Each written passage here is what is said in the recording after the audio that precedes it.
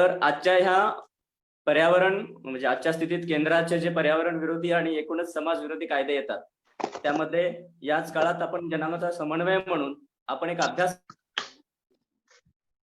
त्यासोबतच आज महाराष्ट्र NAPM कडून या सोशल मीडियाचा वापर चांगल्या विवेकबुद्धीने व्हावा आणि वेगवेगळ्या मार्गाने आपल्याला त्याच्या लोकांपर्यंत पोहोचता यावं म्हणून आजपासून आपण YouTube चॅनलही सुरू करत आहोत. आणि तशा त्या दृष्टीने हे आज आपलं पहिलं अभ्यास वर्ग आहे. त्यासाठीचे आपले 2 वक्ते डॉक्टर विश्वंभर चौधरी सर आणि माननीय परिणिता दांडेकर ताई यांची सखोल ओळख ही संजय भाऊ करतील संचालन सत्रामध्ये. तसेच संजय भाऊ हे राष्ट्रीय समन्वयक आहेत, त्यांचंही स्वागत.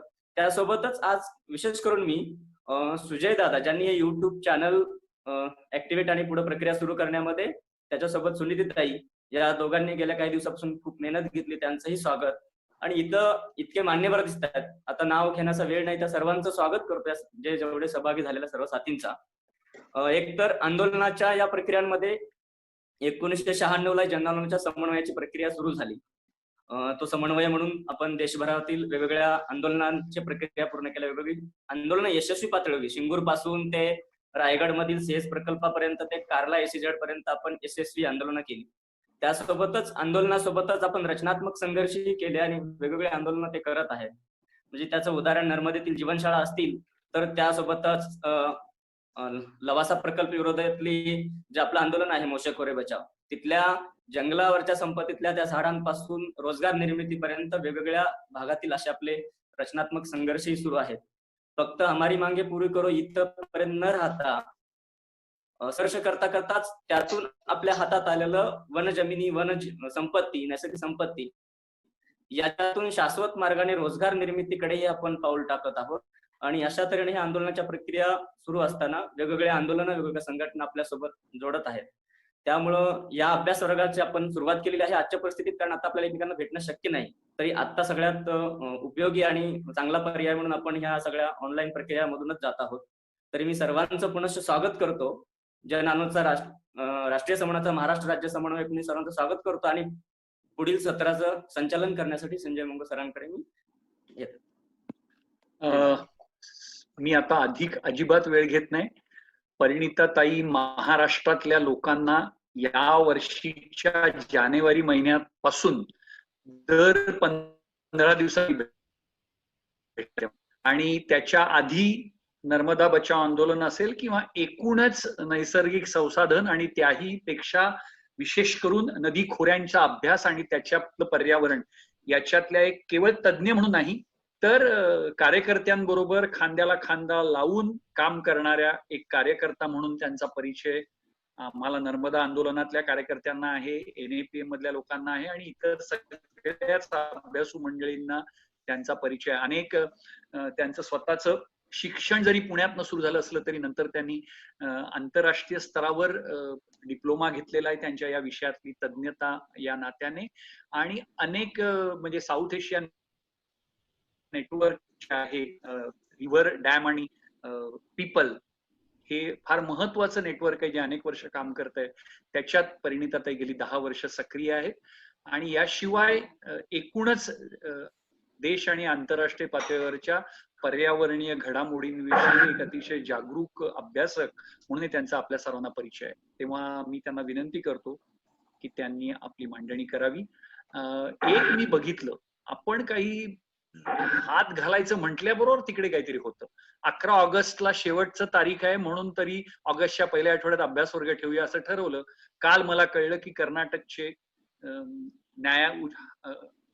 न्यायालयाने, राज्य न्यायालयाने न्यायमूर्ती अभय ओक यांच्या बेंचने पुन्हा सरकारला फटकारलेलं आहे की तुम्ही रिजनल लँग्वेजेस मध्ये ट्रान्सलेशन दिलेलं नसल्यामुळे 11 ऑगस्ट ही तारीख चालणार नाही म्हणून. त्यामुळे आपण कार्यक्रम घ्यायचा म्हटल्यानंतर काहीतरी घडतंय, त्यामुळे आपण घेत राहूया. चांगली सुरुवात झालेली आहे. प्लीज परिणिता ताई, वेलकम. नमस्कार.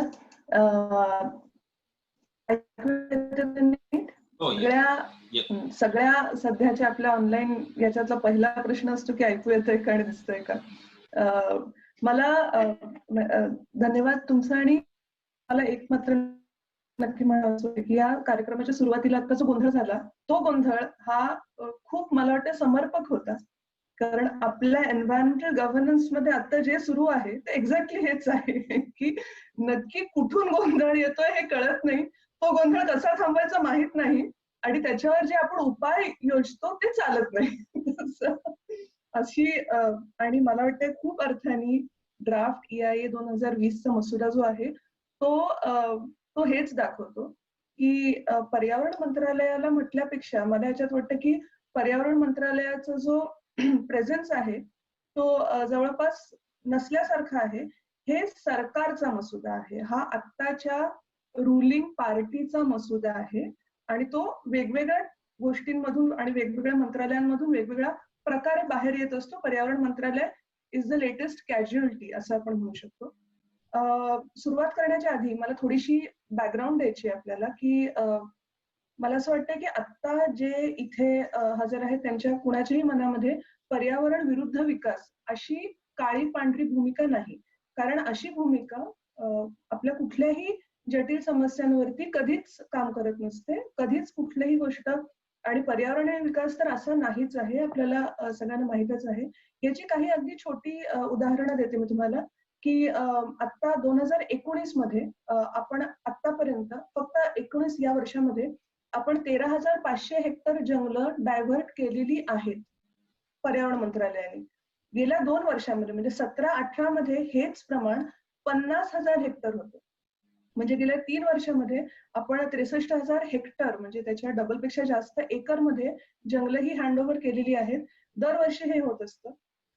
आम्ही एन्व्हायरमेंटल क्लिअरन्सेस धरणांबद्दलचे याचा अभ्यास करतो. याच्यामध्ये 2007 पासून ते आतापर्यंत 2020 पर्यंत या EACने किंवा या अभ्यास गटाने एकही धरण प्रकल्प नाकारला असं नाही. यांचं रिजेक्शन रेट 0 आहे. त्यांनी एकही धरण आतापर्यंत नाकारलेलं नाही. कोल ब्लॉक्स बद्दल आपण खूप वेळेला ऐकतो. त्या कोल ब्लॉक्स मध्ये देखील पर्यावरण मान्यता नव्हती म्हणून कुठलाही कोल ब्लॉक आतापर्यंत अडलेला नाहीये. पर्यावरण मान्यता मिळून पुढे काम झालं की नाही हा विषय वेगळा आहे. हिमाचल प्रदेशमध्ये जिथे अनेक धरणं झालेली आहेत तिकडच्या नद्यांवरती, तिथे देखील प्रायव्हेट प्लेयर्स जे या धरण बांधणीमध्ये पुढे होते, ज्यांना पर्यावरण मान्यता मिळाल्या, अशा अनेकांनी धरणं बांधणं सुरू केलेलं नाही. उलट त्यांना असं वाटतं की सरकारने त्यांना बायआउट करावं. हे सगळं हे आपलं वास्तव आहे. त्यामुळे जेव्हा सरकार असं म्हणतं की पर्यावरण मंत्रालय किंवा पर्यावरण मान्यता एन्व्हायरमेंटल क्लिअरन्सेस हा आपल्या विकासाच्या विरुद्ध येणारा एक अडथळा आहे, तेव्हा आपण थोडासा डेटा समजून घेतला तर आपल्याला जाणवतं की कुठलाही मोठा प्रकल्प हा पर्यावरण मान्यतेशिवाय थांबलेला आहे असं नाहीये. जर तो थांबला असेल तर त्याला कारणं वेगळी आहेत आणि त्यातलं सगळ्यात मोठं कारण हा जनशोभ हा मोठं कारण आहेच, पण तो सगळ्यात मोठं कारण नाही. सगळ्यात मोठं कारण आता तुम्ही अरुणाचल मधली धरणं बघा, उत्तराखंड मधली बघा किंवा हिमाचल मधली बघा किंवा कोल ब्लॉक्स बघा, आपल्या प्रकल्प सुरू न होण्याची कारणं ही आर्थिक आहेत, ही पर्यावरणीय आणि सामाजिक नाहीत, जरी ती तशी असणं गरजेचं आहे. त्यामुळे मला वाटतं पहिल्यांदा आपल्याला हे अंडरस्टँडिंग येणं खूप गरजेचं आहे की पर्यावरण मान्यता, पर्यावरण मंत्रालय किंवा लोकांच्या अत्यंत बरोबर आणि रास्त अशा कन्सर्न्स ह्या कुठल्याही प्रकल्पाला थांबवू शकलेल्या नाहीत. आणि प्रकल्प थांबलेले असतील, विकासाला जर अडथळा झाला असेल तर तो प्लॅनिंगचा अडथळा आहे. ही पहिली गोष्ट. आता दुसरी गोष्ट, जेव्हा आपण परत पर्यावरण आणि विकासाबद्दल बोलतो तेव्हा आपल्याला माहित असेल 7 मे रोजी LG पॉलिमर्स म्हणून विशाखापट्टणम मध्ये जी कंपनी होती, तिथे स्फोट होऊन अंदाजे 13 लोक मृत्युमुखी पडली. ही कंपनी गेले 2 दशक कुठल्याही पर्यावरण परवान्याशिवाय काम करत होती. आसाममध्ये बाघजन म्हणून जे ऑइल फील्ड्स आहेत, आता 17वा दिवस आहे आज, अजूनही त्या ऑइल फील्ड मधून गॅस लीक होऊन होणारी जी आग आहे ती अजूनही थांबलेली नाहीये. 9,000 लोक त्यामुळे विस्थापित झालेली आहेत. जंगलांवरती अनन्वित परिणाम झाले आहेत. नद्यांचे इकोसिस्टम, डॉल्फिन जो आपला नॅशनल ॲक्वॅटिक ॲनिमल आहे ते तिकडं मृत्युमुखी पडलेले आहेत. या प्रकल्पाच्या पर्यावरण मान्यतेला देखील खूप पदर होते, जनसुनवाई याच्यामध्ये झाली नव्हती. आणि अशी अनेक उदाहरणं आहेत. सिक्कीम पासून, आसाम पासून, अरुणाचल पासून छत्तीसगड पर्यंत अशी अनेक उदाहरणं आहेत जिथे पर्यावरण मान्यता किंवा कंप्लायन्स आणि मॉनिटरिंग हे व्यवस्थित न झाल्यामुळे आर्थिक, सामाजिक आणि जीवितहानी होत आहे. तर त्यामुळे हा प्रश्न मोठा आहे, हे तर आपल्याला सगळ्यांना मान्यच आहे. आता आपण इथे बसलेलो आहोत, मुंबईचे अनेक लोक आपल्या बरोबर असतील. मुंबईमध्ये आता गेले 3 दिवस जो अत्यंत मोठा पाऊस होत आहे, त्याचं एक सगळ्यात मोठं कारण आत्ताच अभ्यासानुसार जे बाहेर आलेलं आहे ते म्हणजे अरेबियन सी मधलं जे तापमान आहे ते ऍव्हरेज पेक्षा, सर्वसाधारण तापमानापेक्षा 3 ते 4 डिग्रीज आता जास्त आहे. आणि त्यामुळे तिकडे मॉइश्चर खूप वाढून वादळांची संख्या वाढलेली आहे. गेल्या अंदाजे 1950s पासून अशा अनन्वित पावसाची उदाहरणं मुंबईमध्ये आणि भारतात इतर ठिकाणी एक्स्ट्रीम वेदर इव्हेंट्स ही तिपटीहून जास्त वाढलेली आहे. वातावरण बदल किंवा क्लायमेट चेंज हे एका गोष्टीच्या मागे तर कारण म्हणून नाही लावू शकत, पण जेव्हा मोठ्या गोष्टी होत असतात तेव्हा ते भवताल समजून घेण्यासाठी मात्र वातावरण बदल ही आपली आत्ताची रियालिटी आहे. या सरकारला मंत्रालयांची नावं बदलण्याची अत्यंत जास्त हे आहे.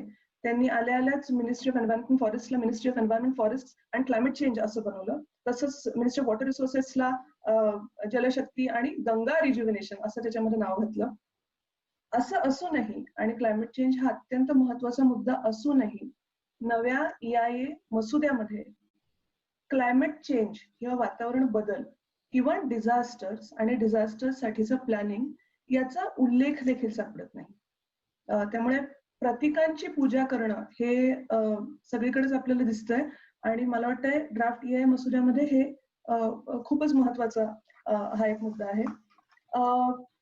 आपण समजून घेऊया की बेसिकली पर्यावरण मान्यता कशी असते आणि ती कुठून मिळते. तर आता विश्वंभर जी आहेतच आपल्या बरोबर, ते आपल्याला खूपच व्यवस्थित सांगू शकते. त्यांना स्वतः अनुभव आहे त्या प्रक्रियेचा. पर्यावरण मान्यता ही 2 प्रकारे असते. एक तर स्टेज A प्रोजेक्ट असतात किंवा B प्रोजेक्ट असतात. A प्रोजेक्ट हे मोठे प्रोजेक्ट असतात ज्यांची तपासणी ही राष्ट्रीय लेवलवरती होते. तसं करण्यासाठी विविध प्रकारच्या एक्सपर्ट अप्रेझल कमिटीज नेमलेल्या असतात, जे येणाऱ्या प्रकल्पांची अनेक पद्धतीने चाचणी करत असतात आणि ठरवतात की त्यातून मिळणारा फायदा जो आहे, होणारा फायदा जो आहे समाजाला, त्यापेक्षा त्याची जी किंमत आहे ती जास्त आहे. मला वाटतं कुठल्याही डेमोक्रेसीसाठी ही प्रक्रिया ही अत्यंत महत्वाची आहे, कारण याला विविध पदर आहेत. फक्त पर्यावरणीय नाहीत, आर्थिक, सामाजिक असे सगळेच याला पदर आहेत. तर A टाईपच्या प्रकल्पांची जी चाचणी आहे ती एक्सपर्ट अप्रेझल कमिटी MOEF दिल्लीमध्ये होते आणि B1 आणि B2 आत्ताची जी नवी कॅटेगरी आहे त्यांची चाचपणी जी आहे ती राज्य स्तरावरती होत असते. असं होताना 2 प्रकार असतात जेव्हा एखादा प्रकल्प पर्यावरण मान्यतेसाठी जातो. पहिली पर्यावरण मान्यता, ज्याला स्क्रीनिंग प्रोसेस म्हणतात, ज्याच्यामध्ये सांगण्यात येतं की या प्रकल्पाचा अभ्यास कुठल्या पद्धतीने होणं गरजेचं आहे आणि नंतर आणि तो जो अभ्यास असतो त्याला EIA म्हणतात. आणि याच्यामध्ये पर्यावरणीय बाबी आहेत, सामाजिक बाबी आहेत, आर्थिक बाबी आहेत आणि याचीच अत्यंत महत्वाची पायरी पुढची म्हणजे जनसुनवाई, ज्याच्यामध्ये त्या प्रकल्पामुळे बाधित, मग ते फायदे होणारे असतील किंवा नुकसान होणार असेल किंवा कन्सर्न असणारे असतील. आज गंगेवरती काय होतं ही अयोध्येत काय होतं ही आपल्या सगळ्यांची कन्सर्न आहे, चांगली किंवा वाईट, पण ती कन्सर्न आहे. त्यासाठी तुम्ही तिथेच असायला पाहिजे असं यासाठी आपण आग्रही नाही. तर याची पब्लिक हिअरिंग, जनसुनवाई होते, ज्याच्या प्रत्येक मुद्द्यावरती प्रोजेक्ट प्रोपोनंटनी आपला मुद्दा कळवायचा असतो आणि या सगळ्याची परत चाचणी होते पर्यावरण मंत्रालयामध्ये आणि मग ते याच्यासाठी प्रकल्पासाठी एन्व्हायरमेंट क्लिअरन्स म्हणजे मान्यता रेकमेंड करतात. मान्यता मिळते मात्र मंत्रालयाकडून, हा जो गट आहे तो ते रेकमेंड करतो. अशी ही थोडक्यात प्रक्रिया आहे आणि याच्यातलं तुम्हाला कळलंच असेल की EIA एन्व्हायरमेंट इम्पॅक्ट असेसमेंट हा अत्यंत महत्वाचा त्याच्यातला हे आहे, गोष्ट आहे. आता याच्यातच तुम्ही सगळ्यात पहिल्यांदा विचार कराल तर EAC, जेव्हा मी म्हटलं होतं तेव्हा आपल्याला काय वाटतं की ही जी EAC आहे, हा जो गट आहे, जो EIAचा अभ्यास करतो, हा गट कसा असावा? याला पर्यावरणीय बाजू, पर्यावरणीय प्रभाव, लोकांवरचे प्रभाव, आर्थिक प्रभाव याचा अभ्यास करायचा आहे आणि निपक्षपाती पद्धतीने अभ्यास निदान म्हणायला तोंड देखला तरी कायद्याप्रमाणे निपक्षपाती पद्धतीने अभ्यास करायचा आहे. तर हा गट कसा असेल असं आपल्याला वाटतं. तर साहजिक आहे, मी अनेक लेख देखील वाचले आणि त्यात सगळ्यात असं लिहिलं होतं की त्याच्यावर पर्यावरणीय अभ्यासक असतील आणि NGO मधले लोक आहेत आणि सरकारी पर्यावरणावर काम केलेली माणसं आहेत जे हे अभ्यास करतात. तसं अजिबातच नाहीये. या EAC वरती शक्यतो सगळे रिटायर्ड किंवा आत्ताचे सरकारी बाबूच बसलेले असतात. शक्यतो हे मी नद्यांबाबतीत बोलते कारण मला त्याचा जास्त अनुभव आहे. आत्ताच नद्यांची EAC परत फॉर्म झालेली आहे. त्याला रिव्हर व्हॅली प्रोजेक्ट्स आणि हायड्रो प्रोजेक्ट्सची EAC म्हणतात. याच्यामध्ये मेजॉरिटी जे पार्टिसिपंट्स आहेत, मेंबर्स आहेत, ते सगळे सिव्हिल इंजिनियर्स आहेत किंवा आहेत. नदी अभ्यासक किंवा पर्यावरणाचा अभ्यासक जो निपक्षपाती आहे, जो सरकारचा मेंबर नाही, असा एकही नाही. अशी ही EAC आहे आणि अशी ही EAC नेहमीच असली होती. याच पूर्वी याच EACचे अध्यक्ष जे होते ते इंटरलिंकिंग प्रोजेक्टचा जो नावडा म्हणून ऑर्गनायझेशन आहे त्याचे हेड होते. पहिल्याच मीटिंग मध्ये त्यांनी नावडाचाच प्रकल्पाचा अभ्यास केला आणि त्याला अप्रूव्ह केलं. याच्याहून मोठं कॉन्फ्लिक्ट ऑफ इंटरेस्ट असणं हे अवघड आहे. पण मला असं वाटतं की जसं सरकार आहे तशी EAC आहे. जावडेकर स्वतः आता 3 मिनिस्ट्रीज चा इन्चार्ज आहे त्यांच्याकडे. पर्यावरण मंत्रालय, मिनिस्ट्री ऑफ इन्फॉर्मेशन ब्रॉडकास्टिंग आणि हेवी इंडस्ट्रीज. या तिन्ही रोल हे एकमेकांसाठी इतके विरोधाने भरलेले आहेत की मला वाटतं दुसऱ्या देशांची उदाहरणं वगैरे देण्याची इथे गरजच नाही. कुठल्याही सत्सद विवेक बुद्धी असलेल्या सरकारला, डेमोक्रेसीला अशी पदं आणि असा कॉन्फ्लिक्ट ऑफ इंटरेस्ट चालण्याची शक्यता नाही. तुम्ही म्हणाल की ठीक आहे असू दे, तरीही त्यांनी तसं केलंय काय नक्की? तर त्याचं उदाहरण EIA मसुद्यामध्येच सगळ्यात मला वाटतं सगळ्यात जास्त इफेक्टिव्हली दिसलं. या 3 गोष्टी हँडल करण्याचा कॉन्फ्लिक्ट ऑफ इंटरेस्ट कसा असेल. 23 मार्च रोजी हा जो नवा EIA मसुदा होता, जो 2006चा EIA मसुद्याच्या वरती अपडेशन म्हणून आला होता, त्याचं 2023 मार्च रोजी त्याची नोटिफिकेशन झाली. एप्रिलमध्ये ती नोटिफिकेशन गॅझेट झाली. त्यानंतर मंत्रालयामधल्याच फाईल नोटिंग्समध्ये मंत्रालयाच्याच ऑफिसर्सनी असं म्हटलेलं आहे की एप्रिलमध्ये यासाठी त्यांच्याकडे 4000 सबमिशन्स आले की कोविडमध्ये मीटिंग्स होऊ शकत नाहीये, तर टपाल सेवा देखील बंद होती, तर त्यामुळे याचा जो कॉमेंटिंग पिरियड आहे तो कृपया वाढवावा. त्या ऑफिसरनी स्वतः लिहिलं की हे बरोबर आहे आणि कॉमेंटिंग पिरियड आपण वाढवायला पाहिजे. जावडेकरांनी इंटरनल फाईल नोटिंग्स मध्ये कुठल्याही प्रकारचे एक्सटेन्शन देण्यास नकार दिला स्वतःच्याच ऑफिसरला. आणि याच्यानंतर मग दिल्लीतल्या काही लोकांनी दिल्लीमध्ये केस केली, कर्नाटकात केस झाली वगैरे वगैरे हे सगळं सुरू झालं.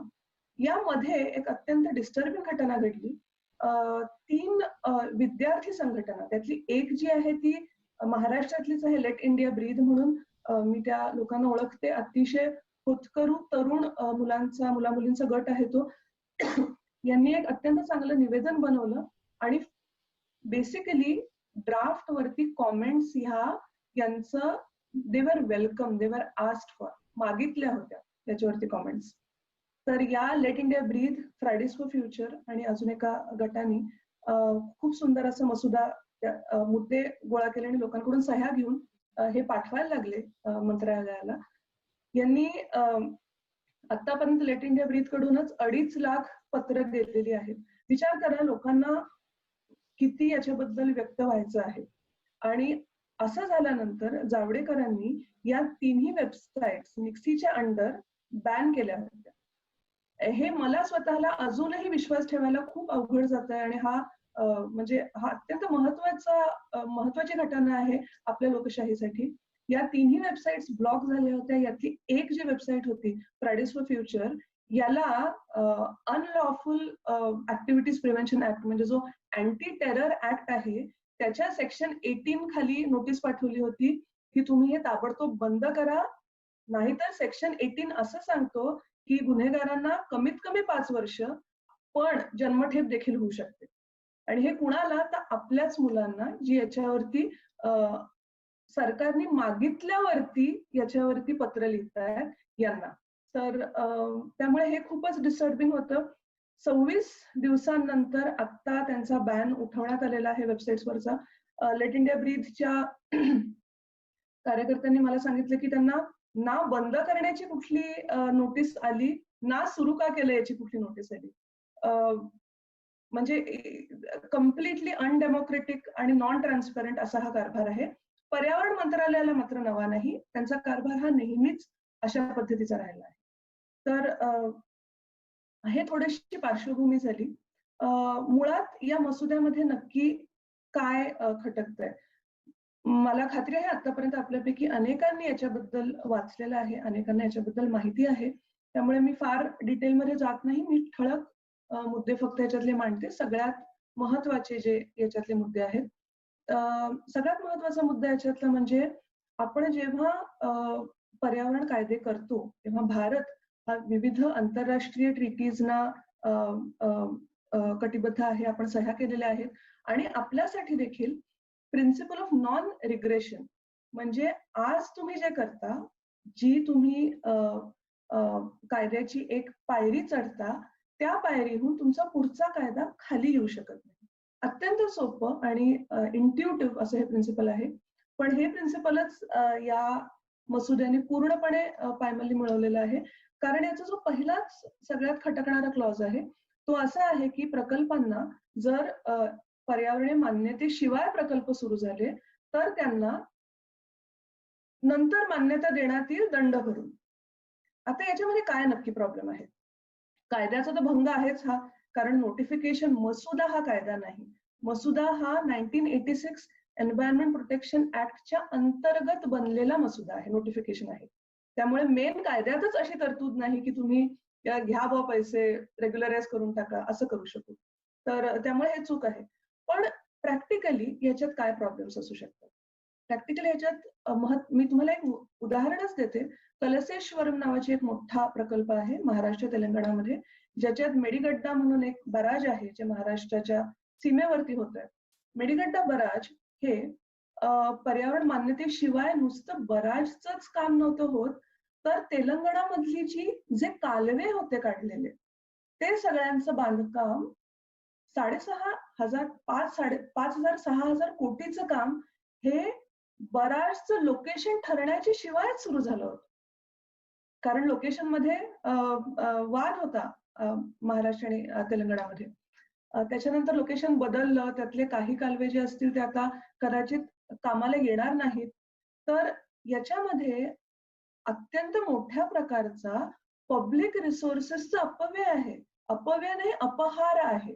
तुमचे माझे टॅक्सचे पैसे आहेत ते, साधी बाई जेव्हा मीठ घेते तेव्हा तिच्याकडून जो टॅक्स जातो त्याचे पैसे आहेत ते. त्यामुळे कुठल्याही अभ्यासाशिवाय खर्च केलेले.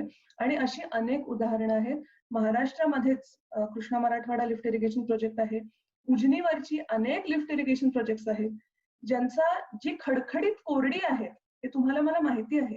Krishna Marathwada lift irrigation project मध्ये अजूनही पाणी नाही, कारण आपण KWDT ट्रीटीप्रमाणे आपल्याला तो हक्क नाही. मुद्दा वेगळा आहे. अभ्यासाशिवाय प्रकल्प सुरू करण्यामुळे जे तोटे होतात त्यांची फाईन शेवटी कोण भरतं? प्रकल्पाचे इंजिनियर भरतात का ब्युरोक्रॅट भरतात का ऑफिसर भरतात? कुणी भरत नाही. त्याची फीस आणि त्याचा जो दंड आहे तो स्थानिक सगळ्यात जास्त आणि त्यानंतर भारताचे नागरिक हेच भरतात. तर आणि या कायद्यामध्ये कुठल्याही प्रकारचं अशा प्रकारचं रेग्युलरायझेशन करायची सोय नाही, जी सोय आत्ताच्या या मसुद्यामध्ये केलेली आहे. वाळू माफिया भीमेमध्ये आपल्याला माहिती आहे, महाराष्ट्रातल्या सगळ्याच नद्यांमध्ये वाळू माफिया आपल्याला नवीन आहेत. वाळू माफिया हे दिवसाला लक्षावधी रुपये हे चुकीच्या मार्गाने कमवत असतात. इथे दंडाची जी हे आहे ती 5 ते 10,000 रुपये प्रति दिवस आहे. म्हणजे हे दंड न मानता अनेक मोठे बिझनेसेस याला फी मानू शकतात, की ही फी भरा आणि प्रकल्पाचं तुमचं जे काम जे सुरू आहे ते सुरू ठेवा. तर त्यामुळे हा एक सगळ्यात त्याच्यातला मोठा मुद्दा आहे. त्यानंतर कंप्लायन्स रिपोर्ट्स म्हणजे प्रॅक्टिकल गोष्टीकडे येते, की पर्यावरण मान्यता मिळाल्यानंतर देखील कोण चेक करतं पर्यावरण मान्यता? तिकडचं आहे हे कोण बघतं? पर्यावरण मंत्रालयाने तसं बघणं अपेक्षित आहे. त्याची तारीख, त्या कंप्लायन्स रिपोर्ट्सची तारीख असते दर 6 महिन्यांनी. आत्ताच्या मसुद्यामध्ये त्यांनी ते 1 वर्ष केलेलं आहे. 1 वर्ष तुम्ही जी काय काशी घालायची ते घाला. पर्यावरण मंत्रालयामध्ये मनुष्यबळ नाही, की जे येऊन चेक करू शकतात. त्यांचे कंप्लायन्स रिपोर्ट्स बघण्याची प्रक्रिया जी आहे ती अत्यंत वाईट आहे. आणि हे आम्ही अनेक प्रकल्पांमध्ये अनुभवलं आहे. पोलावरम नावाचा जो एक मोठा धरण प्रकल्प आहे, त्यांनी 5 वर्ष कुठल्याही प्रकारचा कंप्लायन्स रिपोर्ट भरला नव्हता. फील्ड व्हिजिट्स होत नाहीत पर्यावरण मंत्रालयाच्या ऑफिसर्सच्या, ना केंद्रातून ना राज्यातून. तर त्यामुळे असलेली व्यवस्था ही स्ट्रॉंग करायची का असलेली व्यवस्था अजून खिळखिळी करायची? मसुद्याचा पक्का आहे, खिळखिळी करून पूर्ण निकामी करायची. त्यामुळे कंप्लायन्स रिपोर्ट्स हे 6 महिन्याच्या ऐवजी 1 वर्षावरती आहेत.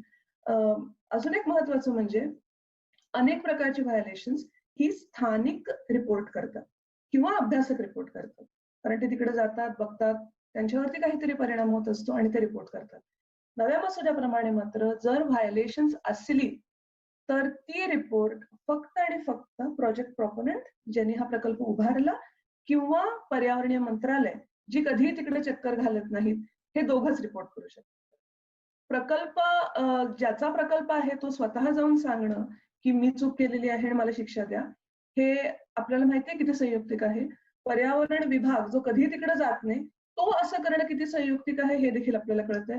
स्थानिकांना आणि अभ्यासकांना मात्र मज्जाव आहे कुठल्याही प्रकारचे व्हायोलेशन्स रिपोर्ट करायचं. यातला अजून एक महत्वाचा मुद्दा म्हणजे स्ट्रॅटेजिक प्रोजेक्ट्स. आता भारताच्या सीमेपासून अंदाजे 100 किलोमीटरचा जो पट्टा आहे सगळीकडे, त्याला तसंही तिथं वेगळे नॉर्म्स आहेत. पण या मसुद्यामध्ये असं म्हटलेलं आहे की स्ट्रॅटेजिक महत्वाचे जे प्रोजेक्ट्स आहेत हे वगळून देखील स्ट्रॅटेजिक महत्वाचे जे प्रोजेक्ट्स आहेत त्याबद्दल कुठल्याही प्रकारची माहिती सरकार लोकांपर्यंत पोहोचू देणार नाही. म्हणजे तुम्हाला ती मिळूच शकणार नाही. आता स्ट्रॅटेजिक महत्व हा इतका फझी पॉइंट आहे, इतका चुकीचा मुद्दा आहे. कारण आम्ही बघितलेलं आहे कुठल्याही प्रकल्पाला जेव्हा थोडासा विरोध होतो तेव्हा सरकार आणि मंत्रालय म्हणतं की नाही पण हा प्रकल्प हा स्ट्रॅटेजिकली महत्वाचा आहे. याचा हा आणि ह्याला काहीच कारण नाहीये. त्याला विविध प्रकारे त्याचा सपोर्ट करता येऊ शकतो. तर हा एक त्याच्यामध्ये मुद्दा आहे. जनसुनवाई हा मला वाटतंय अत्यंत महत्वाचा पॉइंट आहे.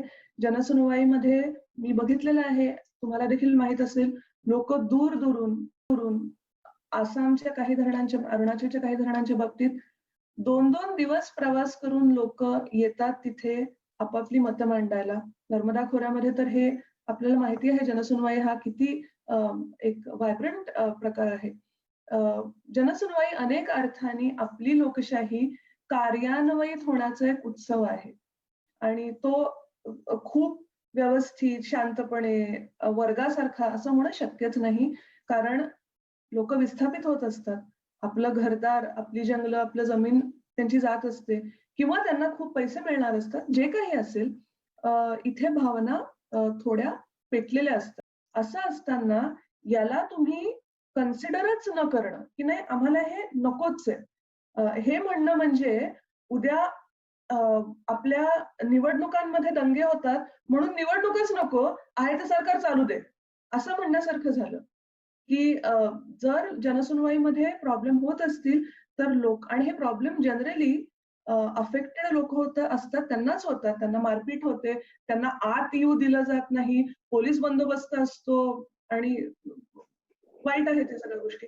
पण या लोकांना तुम्ही डिस्ट्रिक्ट कलेक्टरच्या अंडर हे असतं, तर तुम्ही त्यांना सपोर्ट देणार, तुम्ही त्यांना मदत देणार, दिलासा देणार का तुम्ही म्हणणार की नाही प्रकल्पांना नकोच जर प्रॉब्लेम असेल तर? ही जनसुनवाई हा एक मोठा प्रॉब्लेम आहे.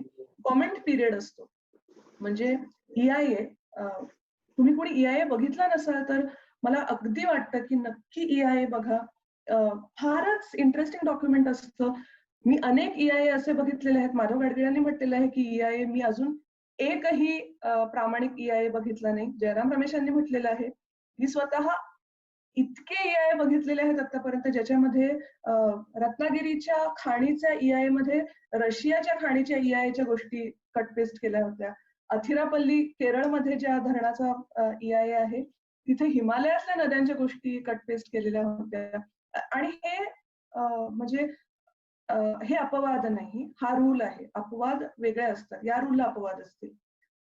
तर त्यामुळे अशा प्रकारचे हे EIA असतात. केन बेटवाचा EIA आहे, आपली इंटरलिंकिंगची जी पहिलं खोरं आहे केन बेटवा मध्य प्रदेश उत्तर प्रदेश मधलं. त्याच्या EIA मध्ये म्हटलेलं आहे माशांवरती याचा परिणाम. तर त्याच्यात म्हटलंय की या लिंक आणि कॅनॉल्समुळे माशांना स्थलांतर करण्यासाठी शॉर्टकट मिळेल. म्हणजे अद्भुत असे त्याच्यामध्ये गोष्टी लिहिलेल्या असतात. आणि केन बेटवाचा हा जो EIA सगळ्या गोष्टी मिळून बघितला, हजारो पानी हे डॉक्युमेंट आहे. तुम्ही विचार करा, स्थानिक आहात तुम्ही, तुम्हाला इंग्रजी येत नाही, तुम्हाला हे वाचायचं असेल, प्रयत्न करायचा असेल फक्त कळून घ्यायला की नक्की काय काय परिणाम होणार आहेत, तर तुम्हाला किती दिवस लागतील? तुमच्यापर्यंत येणं, तुमच्या स्थानिक भाषेमध्ये त्याचं भाषांतर होणं आणि तुम्हाला त्याची कॉपी मिळणं, असा तो प्रवास आहे. खूप खडतर प्रवास आहे. आणि नंतर प्रकल्प झाल्यावर, प्रकल्प तर 50-60 वर्ष चालतो, बांधणीलाच 5-6 वर्ष लागतात.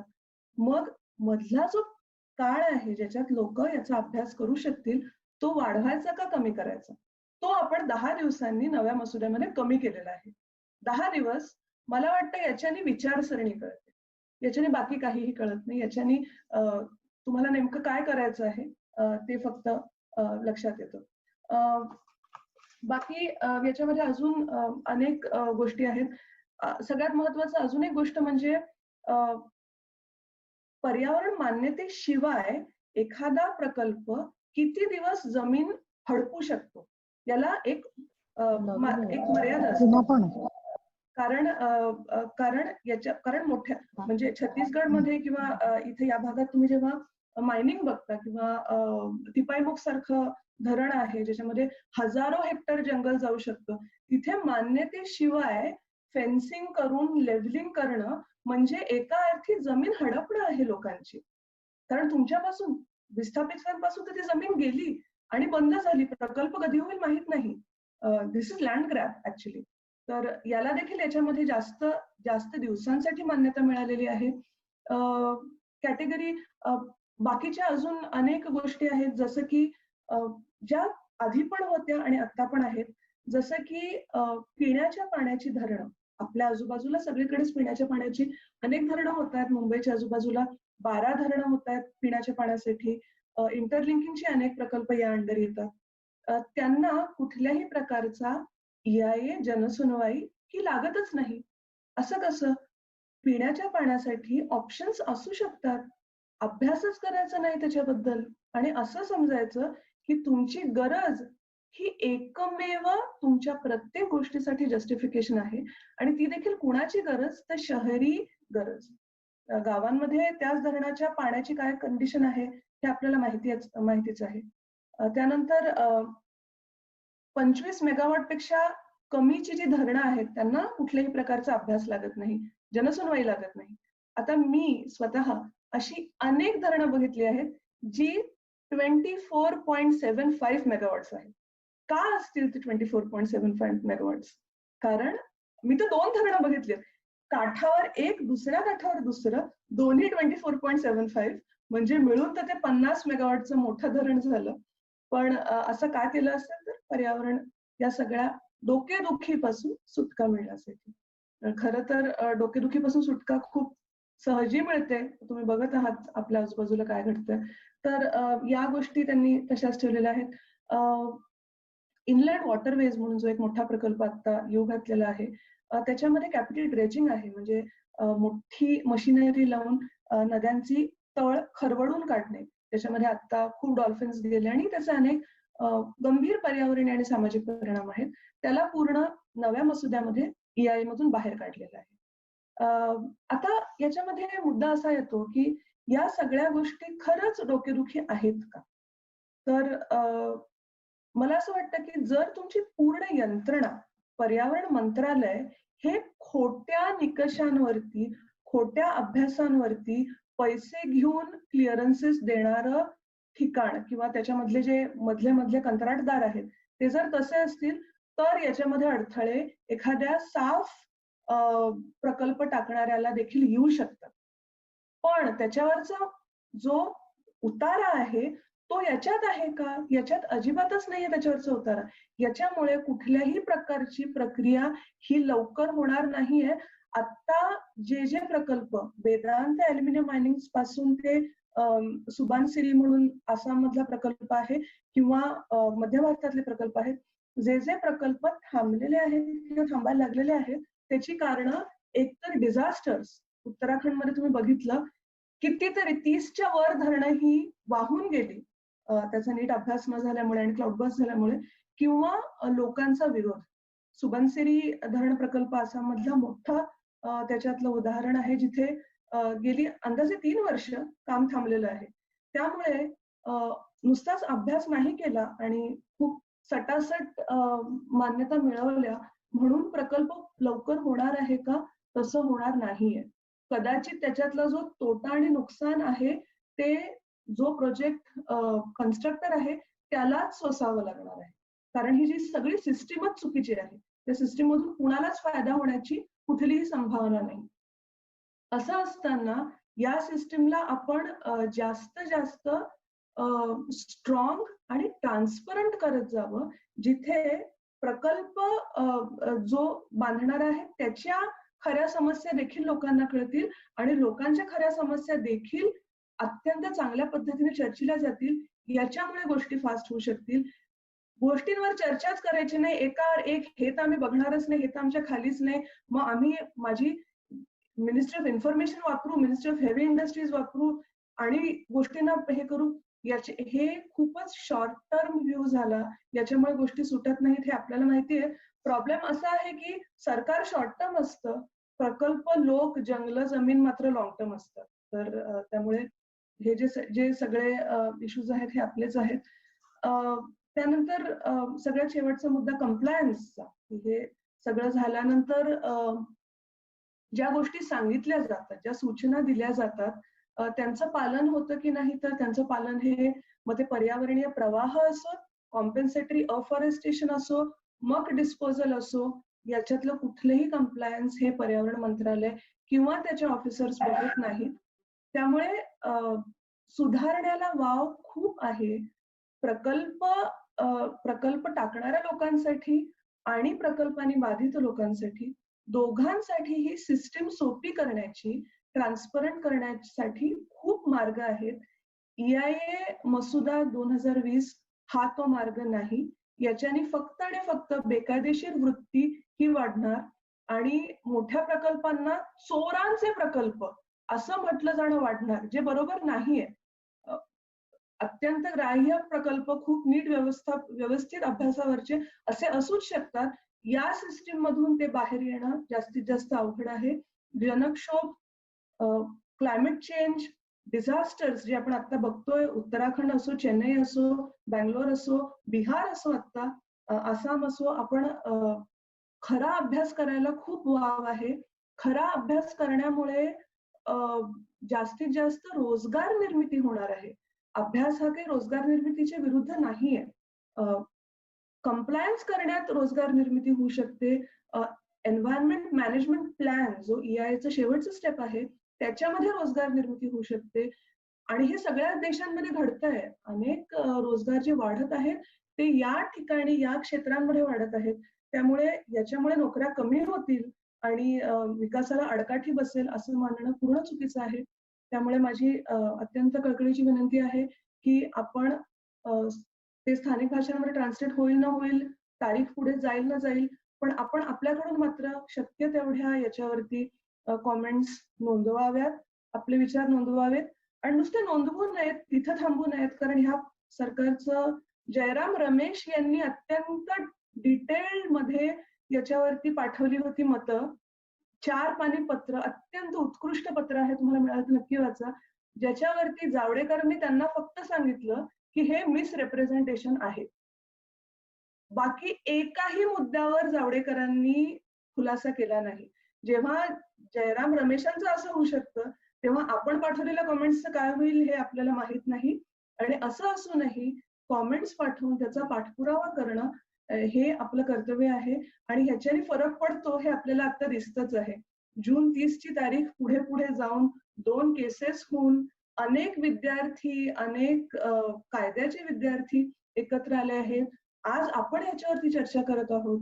त्यामुळे बदलाचे अंकुर हे छोटे आणि कोवळे असतात, पण ते सगळीकडे तरारतात हे देखील तितकंच खरं. त्यामुळे कृपया कॉमेंट पाठवा. धन्यवाद.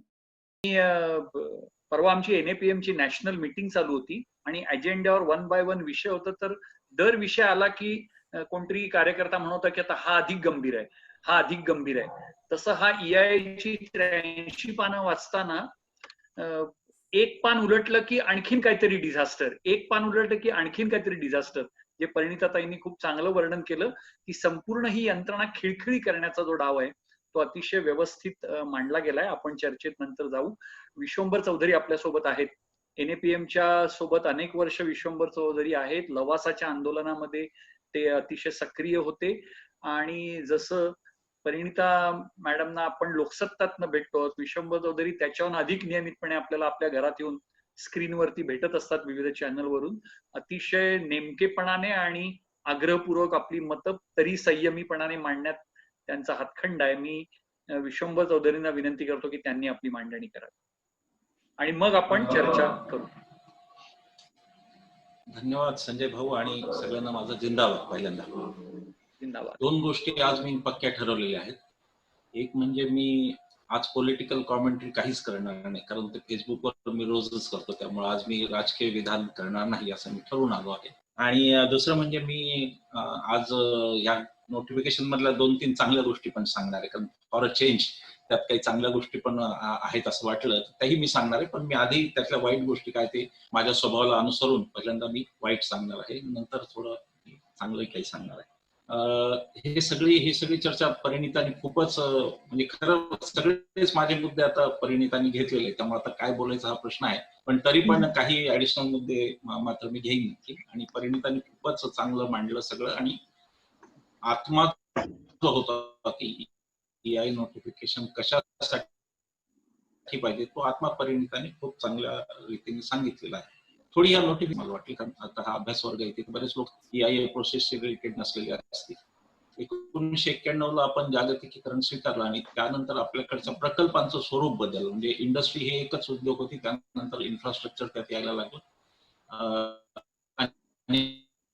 यायला लागली आणि त्याच्यानंतर मग पर्यावरणीय परिणामांची त्याच्या चाचपणी करण्याची आपल्याला गरज भासायला लागली.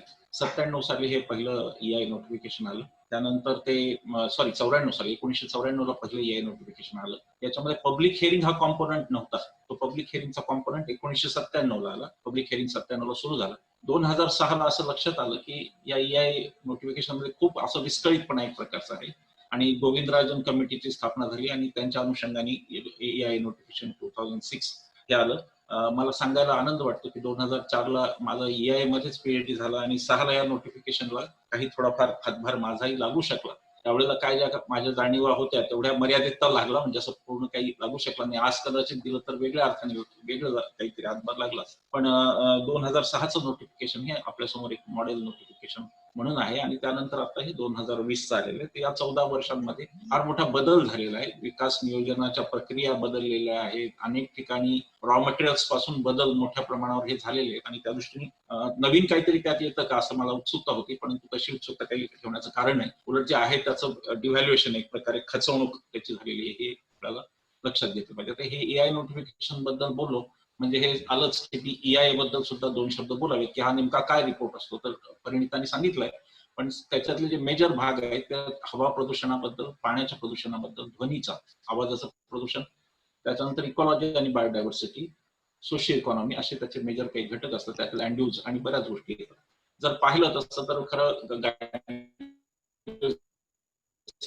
सरांच्या रिपोर्टचा मगाशी उल्लेख झाला, परिणितांनी केला, त्यात मी हा पेपर लिहिला होता की EIA ची क्वालिटी, याच्यावरती मी पेपर लिहिला होता. आणि EIA ची क्वालिटी अजिबात चांगली नाही. त्याचं कारण महत्वाचं असं आहे की ते फीस पे करणारे ते उद्योजक आहेत, तिथे थर्ड पार्टी असं काही नाहीये. जर एखाद्या EIA कन्सल्टंटला उद्योजकाकडूनच पैसे मिळत असतील तर हे नॅचरल आहे की त्याचा EIA रिपोर्ट बायस असणार, आणि म्हणून त्याच्यावरती पहिलं काहीतरी काम करण्याची गरज आहे की पर्यावरण मंत्रालयाने त्या फीस त्यांच्याकडून घ्याव्यात आणि पर्यावरण मंत्रालयाने रँडमली करून खरोखर थर्ड पार्टी अनालिसिस जर व्हायचं असेल.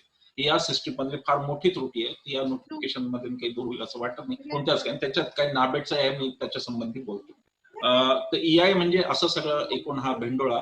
परिणितांनी सांगितलं तसं 1000 पानांचं हे डॉक्युमेंट असतं, पण पाहायला गेलो आपण तर त्यात खरं काही मिळेल असं नाही. आणि म्हणून खरं आता या नोटिफिकेशनच्या निमित्ताने आपण जर ऑब्झर्वेशन्स आणि हे नोंदवणार असो ऑब्जेक्शन्स आपले, थँक्यू, तर हा जो सगळा फापट पसार आहे तो काढून टाकता येईल. माझ्या EIच्या थिसिस मध्ये पण मी म्हटलं होतं. उदाहरणार्थ आता परिणिता किंवा सगळ्यांना हा विषय समजेल की बॅकग्राऊंड डेटा हा जो काही घेतला जातो 3 महिन्याचा 1 वर्षाचा, त्या बॅकग्राऊंड डेटाला काही एक अर्थ नसतो. ते त्यावेळेसचं मॉनिटरिंगचं रिडिंग असतं. आणि अशी कल्पना कधीतरी कवी कल्पना कोणीतरी 94 साली केली होती की बा आता किती प्रदूषण आहे, असा प्रकल्प किती प्रदूषण आणणार आहे, मग टोटल प्रदूषण आपण काढू. असं काही होत नाही.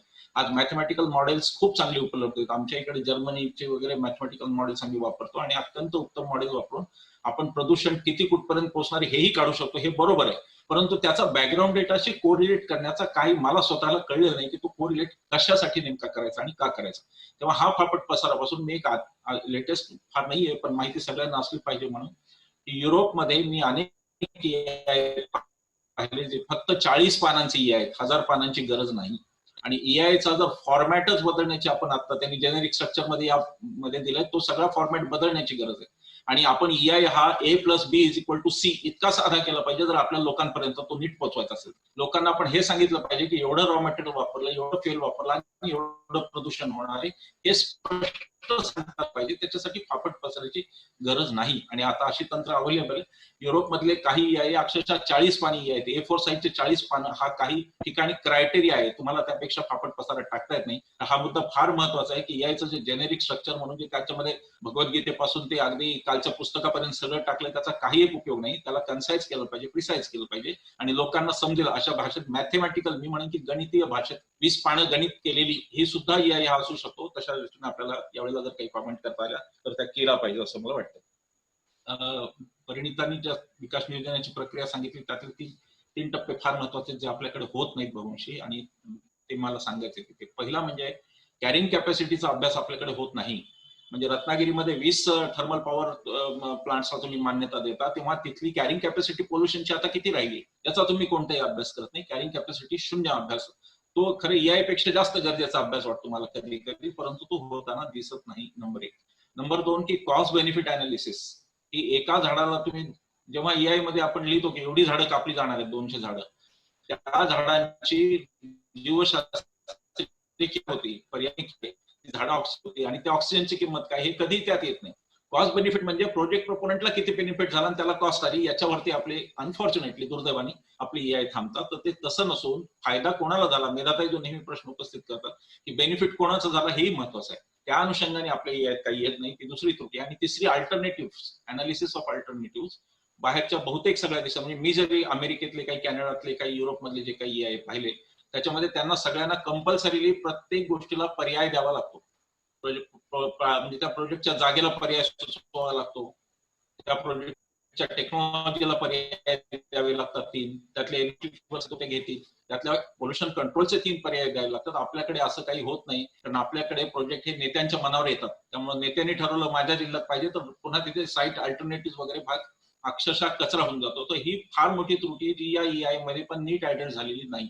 अनालिसिस ऑफ अल्टरनेटिव्ह असा एक चॅप्टर त्यांनी EIA मध्ये ठेवलेला आहे, पण त्या चॅप्टर मधून आउटपुट काय, त्याच्यातून निष्पत्ती काय, आणि तुम्ही खरोखर नाकारणार का त्या जागा. जसं परिणिताने सांगितलं की रिजेक्शन, काही कन्स्ट्रक्शनचे प्रोजेक्ट सोडले तर बाकी 0% रिजेक्शन असेल. त्याचं कारण असं त्यांना एक मेकॅनिझम दिलेलं आहे की तुम्ही हे प्रकल्प यात बसून घ्या. अशाच पद्धतीचा मॅन्डेट हा कमिटीज नसतो एससीएससीना.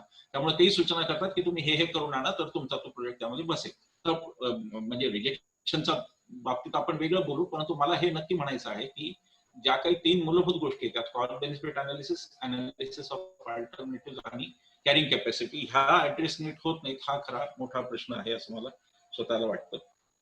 आता आपण ह्यातल्या ऑथॉरिटीज थोड्याशा लक्षात घेतलं पाहिजे. कोण कोण ऑथॉरिटीज आहेत इन्व्हॉल्व, की जे आपल्याकडे असं असतं की एका प्रश्नावर खूप अधिकारी असतात, बहु अधिकारी असं असतं. कंप्लायन्स कोणी होतो का नाही करतो हा भाग वेगळा आहे. पण तो आता 4 ऑथॉरिटी दिली. केंद्रीय पर्यावरण मंत्रालय, त्यांच्याकडे एक सेंट्रल पोल्युशन कंट्रोल बोर्ड नावाची यंत्रणा आहे. या सेंट्रल पोल्युशन कंट्रोल बोर्डचे जर मॅन्डेट आपण पाहिले, मी आणि असीम सरोदे यांनी इनफॅक्ट परवाच आम्ही चर्चा केली की प्रदूषण म्हणजे पहिल्यांदा मी ऑथॉरिटी सांगतो. केंद्राचं MOFCC ज्याला minister of environment, forest and climate change, दुसरं सेंट्रल पोल्युशन कंट्रोल बोर्ड, राज्यामधलं स्टेट डिपार्टमेंट ऑफ एन्व्हायरमेंट आणि राज्यामधलं स्टेट पोल्युशन कंट्रोल बोर्ड, अशा त्या 4 यंत्रणा. मी असीम सरोदे यांच्याशी परवा चर्चा केली की पार्लमेंटने जे मॅन्डेट दिले 1974चा कायदा करताना महाराष्ट्र प्रदूषण नियंत्रण मंडळासह सगळ्या राज्य प्रदूषण नियंत्रण मंडळाला आणि केंद्रीय प्रदूषण नियंत्रण मंडळाला, त्यातला महत्वाचा मॅन्डेट होता की नद्यांचं रक्षण करणं हे त्यांचं कर्तव्य आहे. महाराष्ट्रात एकही नदी महाराष्ट्र प्रदूषण नियंत्रण मंडळाने चांगली केलेली आपल्याला दाखवा.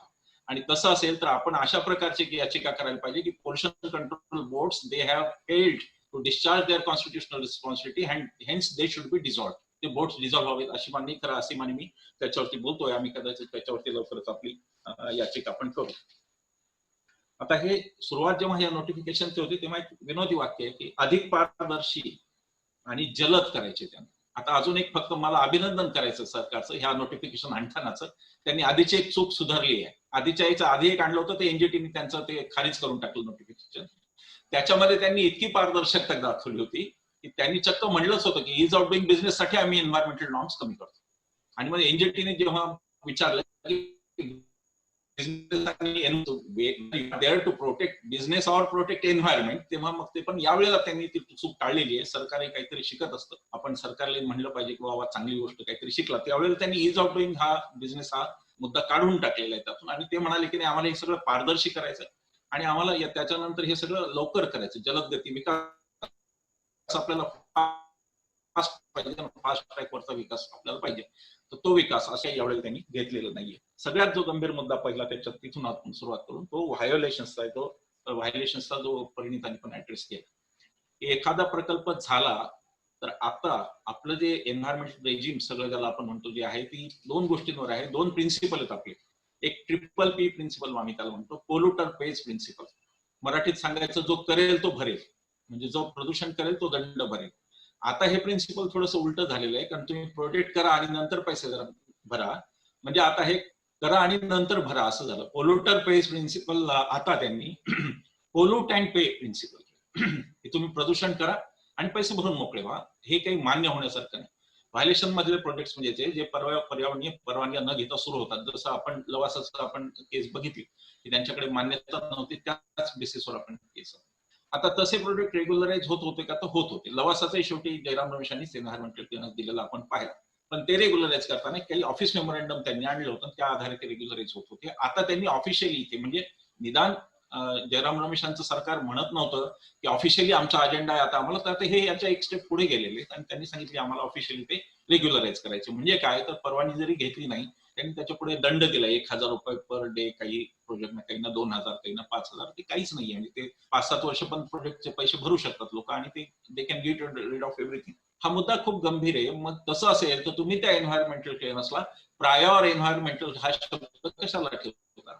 प्रायर एन्व्हायरमेंटल शब्द काढून टाका. जो पोस्ट फॅक्टो रेग्युलरेशन होणार असेल तर तुम्ही प्रायर शब्द काढला पाहिजे. आपण हाच मुद्दा जयराम रमेशांकडे लवासाच्या बाबतीत उपस्थित केला होता, पण त्यांना तो काही कारणांनी, परंतु हा मुद्दा आता यामध्ये सरसगट म्हणजे हे कधीतरी अंधारातलं छुप काहीतरी होत होतं. आता हे दिवसा ढवळ्याच यांनी सांगितलं की आम्ही असं हे करूनच टाकू, म्हणजे काही त्याचा प्रश्नच येत नाही. तर हे हा गंभीर मुद्दा आहे असं माझं स्वतःचं मत आहे. आता जर एखाद्याने पर्यावरण परवानगी घेतली नाही चालू केलं तर त्याला काय करायचं आहे? तर त्यांनी इकॉलॉजिकल डॅमेज असेसमेंट नावाचा एक रिपोर्ट करून घ्यायचा. त्याच्यानंतर त्यांनी रेमिडिएशन प्लॅन बनवायचा आणि तेवढी बँक गॅरंटीचे पैसे तेवढे त्यांनी डिपॉझिट करायचे.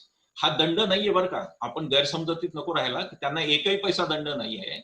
ही फक्त बँक गॅरंटी आहे, त्यांनी कंप्लायन्स करायची. रेमेडिएशनचं असेल कंप्लायन्स किंवा कम्युनिटी ऑगमेंटेशनचं, नॅचरल रिसोर्सेस ऑगमेंटेशनचं असेल. यामध्ये दंड एकही पैसा नाही, हे आपण नीट सगळे लक्षात घेऊ. हा ऑब्जेक्शनचा मुद्दा आहे. एवढं पोल्यूट करून फक्त पर डे 1000 रुपये प्रमाणे दंड घ्यायचा, पण जे नुकसान झालं त्याच्यावर दंड नाहीये. त्यावर फक्त बँक गॅरंटी 5 वर्षाची, ती त्यांना 3 वर्षात कंप्लायन्स करायचं आणि ती बँक गॅरंटी परत जाणार आहे. यातून खरं काय पर्यावरणाचं काय रेमेडी होईल ते सांगणं फार. व्हायलेशनचं अशाहीसाठी महत्वाचं आहे की लोक कित्येक वेळा पब्लिक हिअरिंगला घाबरून, अनेक प्रकल्पांना आपल्याला माहिती आहे पब्लिक हिअरिंगला विरोध असतो लोकांचा, तर त्या पब्लिक हिअरिंगला घाबरून जर एखाद्याने फॅक्टरी उभी केली तर नंतर म्हणता नाही येणार की आता ही फॅक्टरी डिमॉलिश करा, कारण त्याला क्लिअरन्स देण्याची तरतूद. लोकांचं न ऐकता प्रोजेक्ट उभा करू शकता पूर्ण, एनरॉन सारखे प्रकल्प उभा राहू शकतो लोकांचा, तर नंतर तो रेग्युलराइज केला जाऊ शकतो. This is a very serious thing. माझ्या स्वतःच्या 25 वर्षाच्या कारकिर्दीमध्ये मी एवढा गंभीर मुद्दा कधीच पाहिला नाही, की जे काही आहे ते मूळ त्या नोटिफिकेशनचं सत्वच काढून, प्रायरचा शब्दच काढून तुम्हाला पोस्ट फॅक्टो कधी घेतील, हा सगळ्यात गंभीर मुद्दा आहे. दुसरा मुद्दा याच्यात अक्रेडिटेड कन्सल्टंट्स आहे. माझी पण कन्सल्टिंग ऑर्गनायझेशन आहे, पण आपल्यावर पण बोललं पाहिजे. अक्रेडिटेड कन्सल्टंट्स हा जो प्रकार आहे त्याच्यामध्ये फार गंभीर मुद्दा आहे. तो खूप ठिकाणी मी ऍड्रेस करायचा प्रयत्न केला, पण त्याचं खरंच काही झालं नाही कधी. त्याचा मुद्दा असा आहे की अक्रेडिशन कोणाचं आहे? National Accreditation Board for Education and Training, नाबेडचं अक्रेडिशन आहे. परिणिताला हा मुद्दा जास्त लक्षात येईल कदाचित, कारण EI वाचलेले आहे. आता हे नाबेड काय आहे? हे नाबेड हे QC आहे, क्वालिटी काउन्सिल ऑफ इंडियाचा एक भाग आहे. आता त्याच्या पुढे क्वालिटी काउन्सिल ऑफ इंडिया काय आहे? तर अर्ध सरकार आहे आणि अर्ध्या 3 संघटना आहेत त्याच्यामध्ये. एक CII आहे, कॉन्फेडरेशन ऑफ इंडियन इंडस्ट्रीज, फिकी आहे आणि असोचेम आहे. अशा 3 संघटना म्हणजे उद्योजक जे संघटना चालवतात त्याच संघटनेचं अक्रेडिशन आहे EI ला. हा सरळ सरळ कॉन्फ्लिक्ट ऑफ इंटरेस्ट आहे. This is clearly conflict of interest. तर कोणी असं म्हणत असेल की पर्यावरण मंत्रालय रेग्युलेट करत आहे आमचे EI, तर ते पर्यावरण मंत्रालय करत नसून ते उद्योजकच आमचे EI हे रेग्युलराइज करतायत. हा मुद्दा मी जो मगाशी म्हणालो की थर्ड पार्टी इम्पार्शियल EI या व्यवस्थेत होऊ शकत नाही, तर तो मुद्दा महत्वाचा आहे. आणि त्याबरोबर हा अक्रेडिशनचा महत्वाचा आहे की NABET accreditation is nothing but industrial accreditation, ते इंडस्ट्रीच्याच लोकांनी दिलेलं आहे, म्हणून तो मुद्दा खूप गंभीर आहे असं मला वाटलं. जनरल कंडिशन्स त्याच्यामध्ये आपण पाहतो की काही प्रकल्पांना जनरल कंडिशन्स म्हणजे इकॉलॉजिकल त्याच्यापासून प्रकारची स्क्रुटिनी वगैरे. आता त्याचंच उदाहरण घेऊ. ESZ आहे जनरल कंडिशन मध्ये, इकॉलॉजिकली सेन्सिटिव्ह झोन्स. असे झोन्स महाराष्ट्रात डिफाईनच झाले नाही. आपल्याला माहिती आहे गाडगीळ समितीचा अहवाल आला, बासनाथ गुंडाळला, कस्तुरीरंगन समिती केली, ही बासनाथ गुंडाळी, आणि इतकी वाईट अवस्था आहे महाराष्ट्रामध्ये. तलाठ्यांना सांगितलंय की तुम्ही सांगा इको सेन्सिटिव्ह झोन कोणते, याची इतकी काही वाईट अवस्था असू शकत नाही. तलाठी हा महसूल अधिकारी आहे, त्याचं पर्यावरणाशी काही देणं घेणं नाही, त्याला ते सांगितलंय. तर हे जरी जनरल कंडिशन्स म्हणून फार अट्रॅक्टिव्ह वाटत असलं तरी त्या जनरल कंडिशन्स डिफाईन झालेले नाहीत, हा खरा मुद्दा आहे. Those conditions are not yet defined. काय म्हणजे तेच कळत नाही, तर त्याच्यासाठी जनरल कंडिशन असून म्हणजे रेस्ट्रिक्शन खूप आहे, आम्ही खूप काहीतरी कंट्रोल करतोय दाखवायचं, पण प्रत्यक्षात तिथे जे मूळ मुद्दलत तेच नाही, व्याज चढून दाखवायचं पण मुद्दलत काहीच नाही, असा सगळा हा प्रकार आहे. प्रायोर एन्व्हायरमेंटल परमिशन असं एक आता यांनी आणलंय, खास करून कन्स्ट्रक्शन प्रोजेक्टसाठी, जे 20,000 ते 1.5 लाख या दरम्यान असतील त्याच्यासाठी एक्सपर्ट कमिटीची गरज असणार नाही असं म्हणलेलं आहे. हे का मला काही कळलं नाही की काय एक्सपर्ट कमिटी, म्हणजे परिणिताचे अनुभव आहेतच, पण माझे काही खूप चांगले अनुभव आहेत. विशेषतः आपल्या महाराष्ट्राच्या कमिटी अतिशय नॉन करप्ट लोक आहेत आणि अतिशय ट्रान्सपरंट मॅनरनी करतात. एकही पैसा न खाणाऱ्या महाराष्ट्राच्या कमिट्या, हे मी अगदी छाती ठोकपणे सांगतो. आता ह्या कमिट्या का नको हे मला काय कळलं नाही. म्हणजे 20,000 ते 1.5 लाख मध्ये पोटेन्शियल असं कोणतं कमी झालं, आणि तुम्ही आधी 20,000च्या वर पाहिजे असं का म्हणत होता? म्हणजे तेव्हा काय स्थिती होती जी आता बदलली आणि आता 1.5 लाखापर्यंत कमिटी लागत नाही, हा मुद्दा आहे खरा. की आता कोणती बांधकाम तंत्रात बदल झाला, आता कोणती टेक्नॉलॉजी बदलली, आता कुठे सिमेंटच्या ऐवजी वेगळं काहीतरी वापरून लोक बांधता येतं. आणि मग तसं नसेल तर एक्सपर्ट अप्रेझल कमिटीज का नाही, हा मला प्रश्न पडतो. हा सरळ दिसतं की इथे बिल्डर लॉबीचा दबाव एक प्रकारचा, आणि त्या दबावाखाली हे एक्झम्पशन आहे, हे सरळ एन्व्हायरमेंटल परमिशन म्हणून दिसतं. आता तुम्ही ज्या एन्व्हायरमेंटल परमिशन देणार आहात 20,000 ते 1.5 लाखाच्या, तिथे ACIA देणार आहे, state environmental impact assessment authority. या ऑथॉरिटीत सेक्टोरल एक्सपर्ट नाहीयेत. या ऑथॉरिटीत 3 लोक आहेत, एक एक्सपर्ट आहेत, एक माजी अधिकारी आहेत आणि एक आत्ताचे सचिव पर्यावरणाचे, असे 3 लोक आहेत. आता या 3 लोकांमध्ये सेक्टोरल एक्सपर्ट नसेल तर त्या प्रोजेक्टचं इव्हॅल्युएशन होईल कसं? उदाहरणार्थ की तुम्ही म्हणताय की त्यांनी काय करायचं की फक्त काय ग्रीन बिल्डिंगचं सर्टिफिकेट द्यायचं. ग्रीन बिल्डिंग सर्टिफिकेट मध्ये डिझास्टर मॅनेजमेंट येत नाही, तो वेगळा विषय. तो डिझास्टर मॅनेजमेंटचा विषय त्यात येत नाही. ग्रीन बिल्डिंग मध्ये हायड्रोजिओलॉजीचा रिपोर्ट येत नाही, जो तयार करावा लागतो या करता, तो ग्रीन बिल्डिंग मध्ये येत नाही. ग्रीन बिल्डिंग मध्ये सोशिओ इकॉनॉमीचा काही पत्ता नाही, फक्त फेल म्हणजे काय त्याला आपण फेल इकॉनॉमी एवढाच तो मर्यादित आहे, बाकी त्यापुढे काही त्याचा संबंध येत नाही. आणि इकॉलॉजी आणि बायोडायव्हर्सिटीचा संबंध आहे. म्हणजे 4 महत्वाचे सेक्टर जे सुटत आहेत, ज्याचे एक्सपर्टच नाही, ते एक्सपर्ट नसलेली जागी तुम्ही 20,000 ते 1.5 लाखाचं करताय.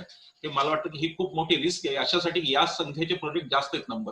नंबर खूप मोठा आहे या प्रकल्पांचा. ते जर अशा प्रकारे सुटले गेले तर ते खूप अवघड होईल असं मला वाटतं. लोकसुनावणीचा मुद्दा बराच परिणितांनी घेतला, मी काही त्याच्यावर फारसं बोलणार नाही, परंतु मी असं म्हणणार की आधीचं जे EI नोटिफिकेशन होतं त्या एक्झम्पशन सगळ्या त्यांनी कायमच ठेवलं, त्या प्रकल्पांना लागणार नाहीच, मी त्याच्याबद्दल बोलत नाही.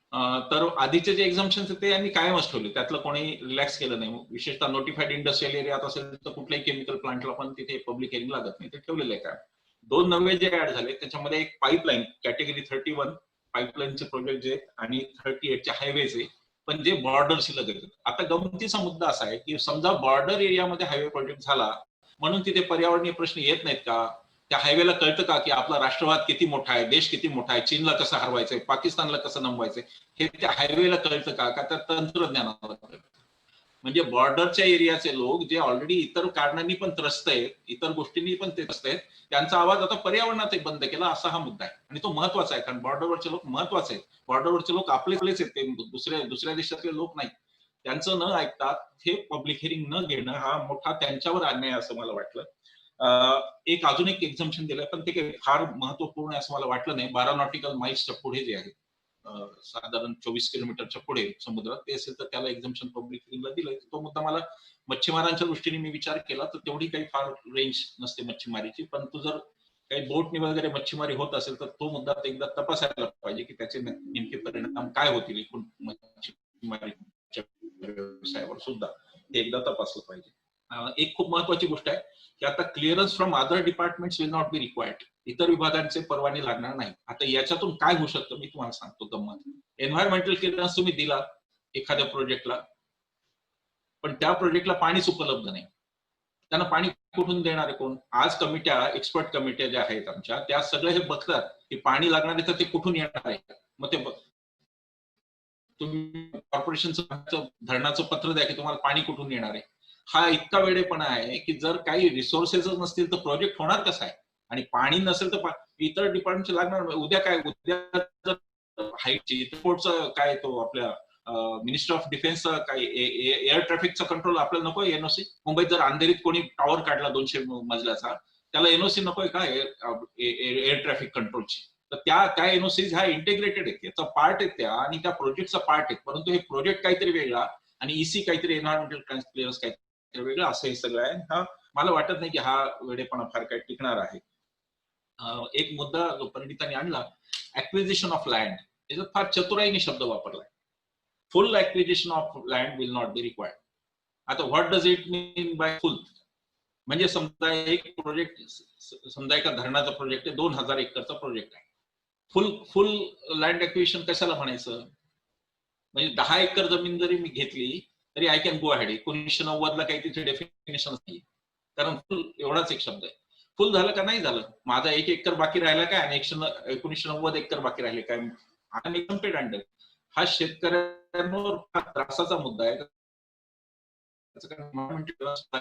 त्यांच्या हातातल्या मालकीचं एक, त्यांचं खरं म्हणजे त्यांचं पैसाच एक प्रकारचे, आणि पुन्हा समजा कोर्टात निर्णय लागला त्याच्या बाजूने, तर हे कसं रिटर्न करणार आणि एन्व्हायरमेंटल क्लिअरन्स मध्ये कशी अमेंडमेंट करणार, याची कोणती सोय करत नाही. जागा जर माझी नाही तर तिथे मी प्रकल्प करू शकत नाही. आपण महाराष्ट्रात नव्हे, सगळीकडे मेधाताईंनी आधी पुनर्वसन मग धरणचा, आपण सगळीकडे त्याचा खूप आग्रह धरलेला आहे प्रत्येक ठिकाणी.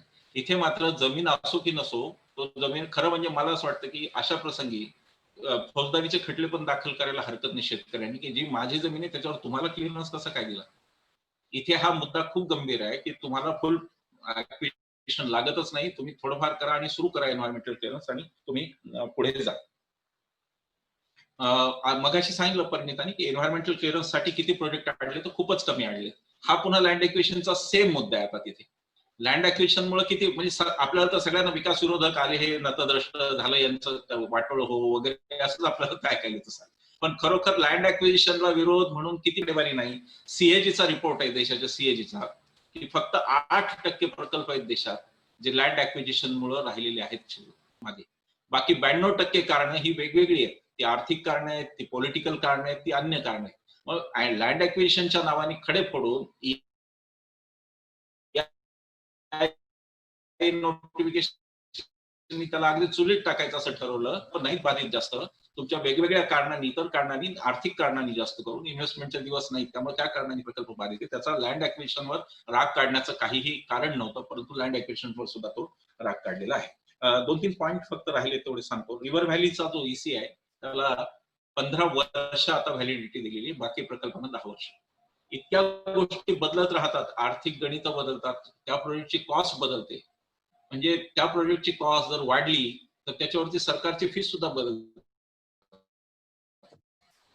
हे 15 वर्षाचं मला कळलं नाही की फॉची नोंद कोण घेणार, ह्या बदलांना कोण सामोरं जाणार, त्या बदलांचे पुन्हा ऍडव्हर्स इम्पॅक्ट असेल त्याच्याबद्दल ते कोण बोलणार, याचा काही खुलासा नाही. 15 वर्षांनी एका बाकी प्रकल्पांना 10 वर्ष अशी ही मेजर गोष्ट आहे. मी या मुद्द्यावर जास्त बोलत नाही, परिणिताने ऑलरेडी घेतला. 6 मंथली कम्प्लायन्स रिपोर्ट होता, तो आता वर्षाला एकदा जाणार आहे. म्हणजे 6 महिन्याला जे अकाउंटेबिलिटी होती ती आता 1 वर्षाची करून टाकली. तो मुद्दाही काही स्वीकार नाही. मायनर इरिगेशन प्रोजेक्ट जे आहे ते अप टू 5,000 एकर्स त्यांना एक्झम्पशन. आता यामध्ये अशी एक सुरुवात होऊ शकते की आधी 5,000 एकर तर लागत नाही, तर आता सांगितलं तसं 4,999 एकर प्रोजेक्ट दाखवला आणि मान्यता घेतली. पुढे त्याला 10% साधारण विनासायास मिळतो, त्याला 10% ते वाढवत गेले. असं एक त्यांनी मध्ये बॅरियर टाकलेला आहे की सगळी जी क्युम्युलेटिव्ह कॅपॅसिटी ती कन्सिडर करणार. त्यांनी त्याचं मॅट्रिक्स दिले, गणित दिले की किती कॅपॅसिटी असली म्हणजे मग तुम्हाला त्याच्या पुढच्या ईसी लागणार. त्याच्यानुसार ते ठीक आहे, परंतु 5,000चं जे एक्झम्पशन आहे त्या एक्झम्पशनचा पण विचार व्हायला पाहिजे असं मला वाटलं. आणि फाउंड्रीजना मोठं रिलॅक्सेशन दिले. या ईआय नोटिफिकेशनची 2006च्या सुद्धा ईआय नोटिफिकेशन गंमत अशी आहे की गाड्यांचे जे सुटे पार्ट बनवतात त्यांना एन्व्हायरमेंटल क्लिअरन्स लागतो, पण गाड्या बनवणाऱ्यांना तो लागत नाही. वाहन उद्योगाला लागत नाही एन्व्हायरमेंटल क्लिअरन्स, पण त्याच्या फाउंड्रीला लागतो एन्व्हायरमेंटल क्लिअरन्स. त्याचे जे मेटल पार्ट्स येतात त्यांना लागतो, पण जे मूळ वाहन उद्योग आहेत त्यांना मात्र तो लागत नाही. याच्यातली चमत्कारिक गोष्ट मला कधीच कळली नाही की हे असं का, पण ते तसंच आहे. आता त्या फाउंड्रीजना पण त्यांनी 1 लाख टन पर ॲनम पर्यंत एक्झम्पशन दिलेले. असं सगळं ऐकून उदार हस्ते वाटलेला खेळ आहे की कोणी गोविंद घ्या, कोणी गोपाळ घ्या टाईप, कोणी एक्झम्पशन घ्या, कोणी संपूर्ण मुक्ती घ्या, कोणी पब्लिक हिअरिंग कट करा, असं सगळं वाटप झालेलं आहे. आता चांगल्या काही गोष्टी झालेल्या आहेत, त्याही सांगितलं पाहिजे, नाही तर आपल्यावरचा नेहमीचा आरोप हा अजून दृढ होत राहील की हे सरकार विरोधी नतद्रष्ट आहे तसा. तर एक चांगली गोष्ट म्हणजे ते प्रोजेक्टचं स्वरूप बरेचदा बदलतं. म्हणजे काही ठिकाणी क्लोरअल्कलीची विशेषतः टेक्नॉलॉजी आता बदलली. केमिस्ट्रीमध्ये असं, केमिकल गोष्टींमध्ये असं होतं की खूप टेक्नॉलॉजी बदलत राहतात. तर त्यांनी आता एक चांगलं काम केलंय. टेक्निकल कमिटी दिली त्याच्यासाठी, जी वेळोवेळी प्रोजेक्ट कोणते घ्यायचे आणि कोण घ्यायचे. दुसरं म्हणजे ए, बी आणि B1 या कॅटेगरीमध्ये आता क्लॅरिटी आली बऱ्यापैकी. पहिली ती तशी नव्हती, जरा काही संदिग्ध गोष्टी तर त्या आता त्यांनी काढून टाकल्या. ती चांगली गोष्ट केलेली आहे. तिसरं, त्यांनी व्हायलेशन हे क्लिअरली डिफाईन केलं. म्हणजे व्हायलेशनला सोडून दिलं असेल तरी डेफिनेशन केलेली आहे. म्हणजे एक्सकेव्हेशन केलं तरी प्रोजेक्ट जाऊ शकतो जर तिथे झाडं असतील तर, हे केलेलं आहे त्यांनी. तर ते क्लिअर झाली ती एक डेफिनेशन. ही तिसरी गोष्ट चांगली झाली. मी EI ऑब्जेक्टिव्ह असावे त्याच्यावर मी बोललो, पुन्हा ते बोलत नाही, पण एक शेवटचं मला महत्वाचं सांगायचं. EI नोटिफिकेशन मध्ये छेडखानी का होते, त्याचं कारण असं की हा कायदा नाही. म्हणजे एन्व्हायरमेंट प्रोटेक्शन ऍक्टच्या खाली सरकारला जे अधिकार मिळाले ते अधिकार वापरून सरकारने हे नोटिफिकेशन काढले. आता जसं परिणिताने मुद्दा आणला की मूळ कायद्यात जे एक्झम्पशन नाही ते नोटिफिकेशन मध्ये मिळू शकत नाही, हे आपल्याला सगळ्यांना माहिती आहे. आणि त्या पातळीवर हे जर असं थांबवायचं असेल सतत की याला एक असं काहीतरी नोटिफिकेशन म्हणूनच ठेवायचं, म्हणजे त्याला जास्त जबाबदारी येत नाही, पार्लमेंट पुढे जावं लागत नाही, काहीच होत नाही, मग आपण आपल्या इकडे चालू आहे. हे जर करायचं असेल तर सगळ्यात महत्वाची मागणी आपल्याला आता अशी करावी लागणार आहे की EIA स्वतंत्र कायदा असावा. एन्व्हायरमेंटल इम्पॅक्ट असेसमेंट नोटिफिकेशन नको, एन्व्हायरमेंटल इम्पॅक्ट असेसमेंट आहे तो उद्या यांना पार्लमेंटमध्ये जावं लागेल. आता पर्यावरण मंत्र्यांना पार्लमेंटमध्ये जाण्याची गरज नाही, कारण हे नोटिफिकेशनचं स्टेटस आहे. हा मूळ कायदा नाही. मूळ कायद्याने पार्लमेंटने यांना अधिकार काही दिले, त्या सेक्शन खालचे अधिकार वापरून त्यांनी हे काढले. आता हे सबऑर्डिनेट लेजिस्लेशन आहे किंवा काय याची नाही, त्याचा गोष्टी वेगळ्या आहेत. त्या सबऑर्डिनेट लेजिस्लेशनचा इम्पॉर्टन्स किती आणि मेन लेजिस्लेशनला ते थ्रेट करू शकतं का, असे मुद्दे येतील. परंतु त्या स्वतंत्र कायदा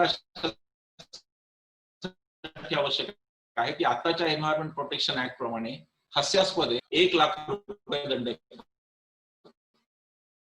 त्याला अतिशय परवडत. तर ती तशी जेल होत नसते. आपल्याला माहिती, कोर्ट सांगतात दिवसभर इथे बसून राहा आणि संध्याकाळी घरी जा, त्याला जेल म्हणतात आपल्याकडे, आणि दुसरं 1 लाखाचा दंड होतो.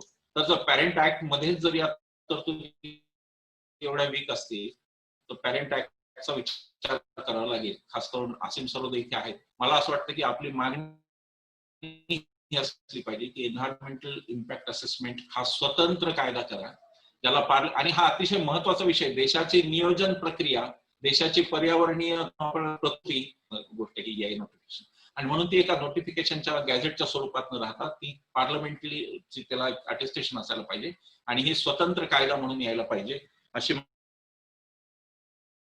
मागणी आपण करायला पाहिजे असं मला वाटलं की इथं मांडल्या. आज मी राजकीय विधान करायची टाळली, नाही तर विषय थोडा डायव्हर्ट झाला असता म्हणून मी ते टाळलं. मला वाटतं मी इथे थांबतो. बऱ्याच गोष्टी आता बहुतेक सगळ्या कव्हर झालेल्या आहेत. काही प्रश्न असतील तर, संयोजकांची परवानगी असेल तर आम्ही नक्कीच घेऊ. आपण असं करूया की एक 5-6 जणांनी काही त्यांचे मुद्दे असतील, प्रश्न असतील ते मांडावे आणि मग परिणिता आणि विश्वंभर एकत्रितपणे प्रतिसाद देतील. Is that fine Vishwambhar? आधी ऐकून घेऊ 4-5 आणि मग तुम्ही दोघं पुन्हा एक एक पद्धतीने बोला. बोरा सर. डॉक्टर बोरा.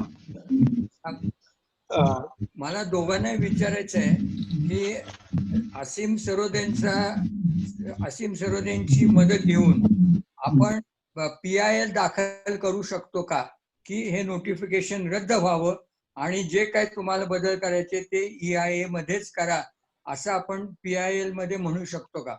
कारण आपण नुसते कॉमेंट्स पाठवून मला नाही वाटत होईल म्हणून. कारण हे इतकं निगरगट्ट आहे की हे काय बदलणार नाही. तर त्यामुळे आपण याचा नक्की विचार करावा. याचिका दाखल करता येते का, सरोदेनी सांगावं. थँक्यू. आणखीन कोणाला काही मुद्दा मांडायचा आहे? सर, असं आहे की आपल्याला याचिका करता येईल, पण ती नोटिफिकेशन कन्फर्म झाल्यावर करता, आता नाही करता येणार. ड्राफ्ट बोलू का? हो हो बोला. मगाशी चौधरी साहेबांनी सांगितलं की कायद्यामध्ये रूपांतर अजून झालेलं नाहीये, तर कायद्यामध्ये रूपांतर व्हावं अशी मागणी सुद्धा आपण त्याच जनहित याचिकाद्वारे करू शकतो का? कारण मग जर असं नाही जर झालं तर त्याला दुय्यम स्थानच मिळतं, लोकांनाही त्याचं काय पडलेलं नाहीये. किंवा आम्ही जेव्हा चर्चा करत असतो बघा पर्यावरणामध्ये एवढा बदल होत आहे, त्यांचे सगळे अधिकार आता काढून लोक काय मनावर घेत नाहीत त्या ठिकाणी, लोकांचे भलतेच विषय असतात त्या ठिकाणी. तेव्हा हा पर्यावरणाचा गंभीर विषय इथे इतका आपण चर्चा करतो, फक्त गंभीरता आपल्यालाच आहे, ठराविक लोकांनाच आहे, लोकांना काहीच पडलं नाही हे आज आम्हाला या ठिकाणी दिसून होतं. त्या ठिकाणी तर असं काही त्याला गंभीरते. माझं एक म्हणणं होतं की मला वाटते हा पूर्ण ड्राफ्ट EIA आर्टिकल 21 जे संविधानाने आपल्याला जीविताचे अधिकार दिलेले आहेत, हे सरळ सरळ त्याच्या विरोधात जात आहे. त्याच्यामुळे सरळ हे मूलभूत अधिकारांवरती घातला आहे आणि त्या संदर्भात हे सगळे स्क्रॅप करून मागे सर म्हणाले तसं त्याचं कायद्यामध्ये रूपांतर व्हावं ह्याच्यासाठी काहीतरी केलं पाहिजे.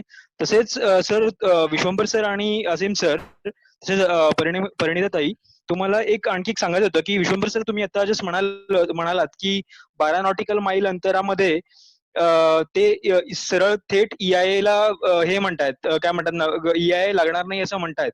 पण ह्याचा प्रश्न आमचा असा आहे सर की आमच्या पालघर जिल्ह्यात एक इकोलॉजिकल फ्रेजाईल झोन मध्ये डहाणूमध्ये बंदर येत आहे आणि ह्यांचं म्हणणं असं आहे की बंदर आम्ही समुद्रामध्ये बनवतोय, त्याचा परिणाम किनाऱ्यावरती होणार नाही, पण बंदराला लागणारे जे काही रस्ते आहेत, वेअर हाऊसेस आहेत आणि हे बंदर ज्या ठिकाणी येत आहे तो इंटरटेडल झोन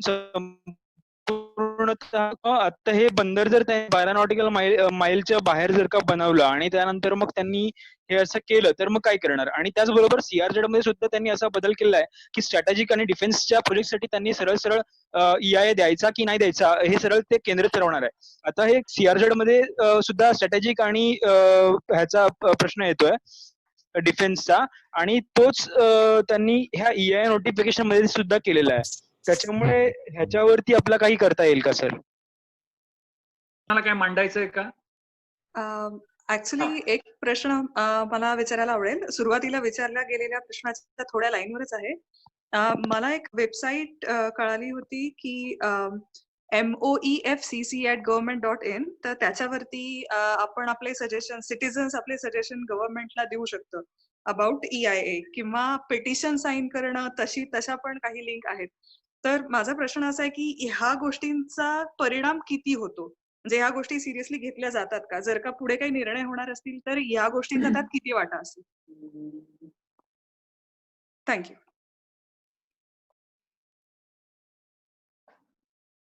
आणखीन काही कोणाला मुद्दा मांडायचा आहे?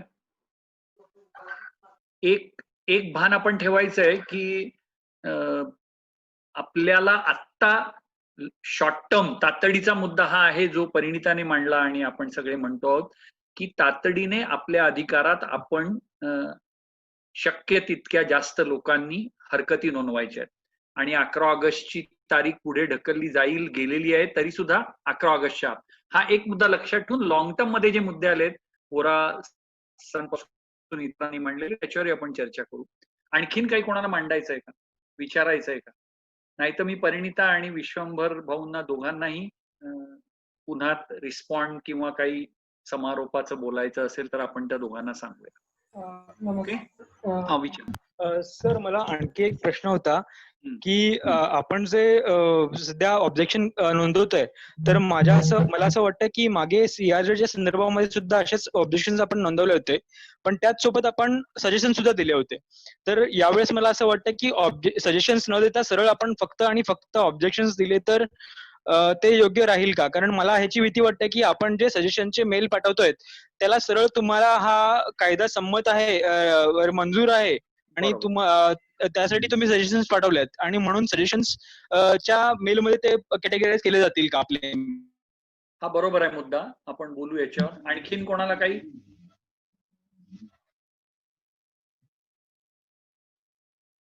येस परिणिता. हॅलो, हा बोला सीमा. तर जनसामान्यांना या पातळीवर आणण्यासाठी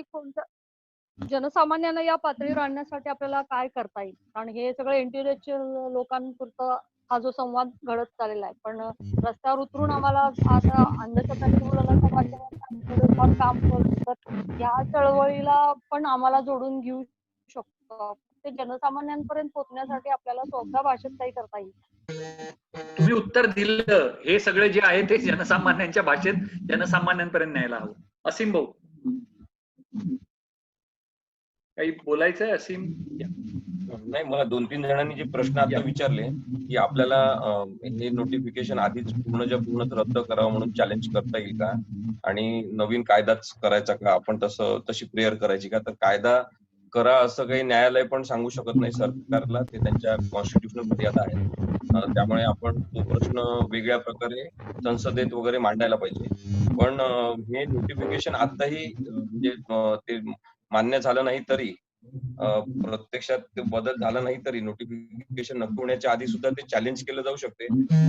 NGT ऍक्ट मध्ये प्रिकॉशनरी मेजर म्हणून की आपल्याला आधीच पर्यावरणाचा धोका याच्यातून कसा निर्माण होणार आहे हे जर आपण व्यवस्थित सांगू शकलो, आणि कायमस्वरूपी नुकसान पर्यावरणाचं होणाऱ्या अनेक गोष्टी याच्यामध्ये कशा आहेत ह्या जर आपण मांडल्या, तर प्रिकॉशनरी मेजर म्हणून हे नोटिफिकेशन बदलण्याची प्रक्रिया चुकीची आहे असं आपण म्हणू शकतो. परंतु आता पूर्ण हरित सरकारने घेरलेला आहे, त्यामुळे तिथे पाळीव न्यायाधीशांची संख्या वाढली आहे आणि म्हणून मग आपल्याला पाहिजे तसा निर्णय मिळेल ही शक्यता खूप कमी असते.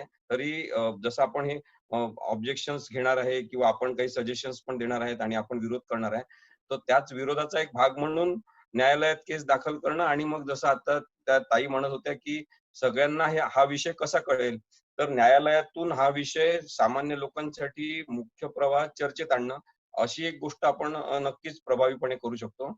पण निर्णय आपल्याच बाजूनी होईल की नाही हे आपल्याला काही आता सांगता येत.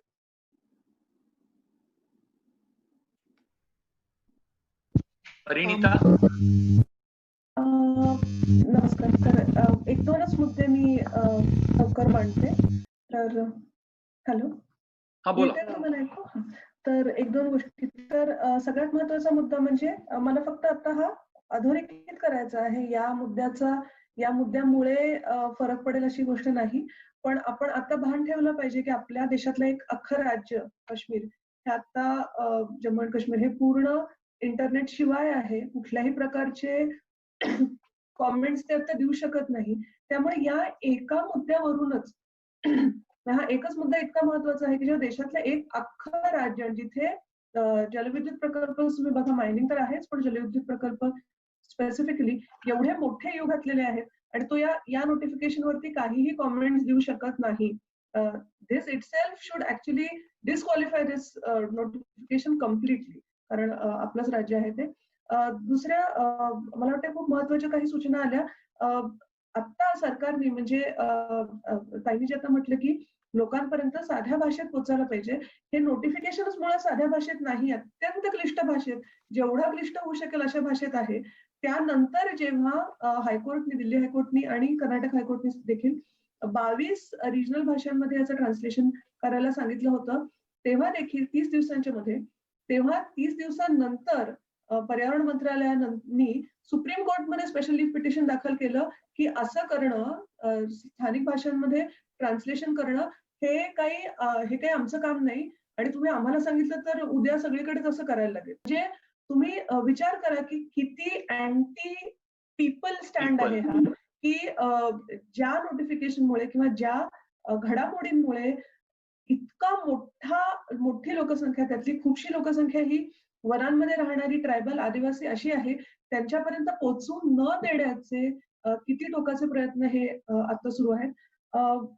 मला असीमजींना आणि विश्वंभरजींना स्वतः विचारायचं आहे की हे अनेक वेळेला होतं की कॉमेंट्स आपण पाठवत जातो, खूप गोष्टींमध्ये हे होतं, अगदी महाराष्ट्राचं असो किंवा TSR सुब्रमण्यम कमिटी असो किंवा मानव गाडगीळ कमिटी असो, त्या कॉमेंट्सचं काय होतं हे आपल्याला कधीच कळत नाही.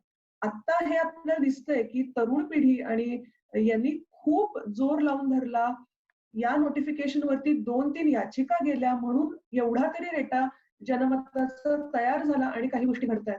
पण आपल्या कॉमेंट्सचं नक्की होतं काय? त्यांना कन्सिडर करायला एखादी कमिटी तरी असते का? त्याच्यामध्ये या कॉमेंट्सचं स्क्रीनिंग होतं का?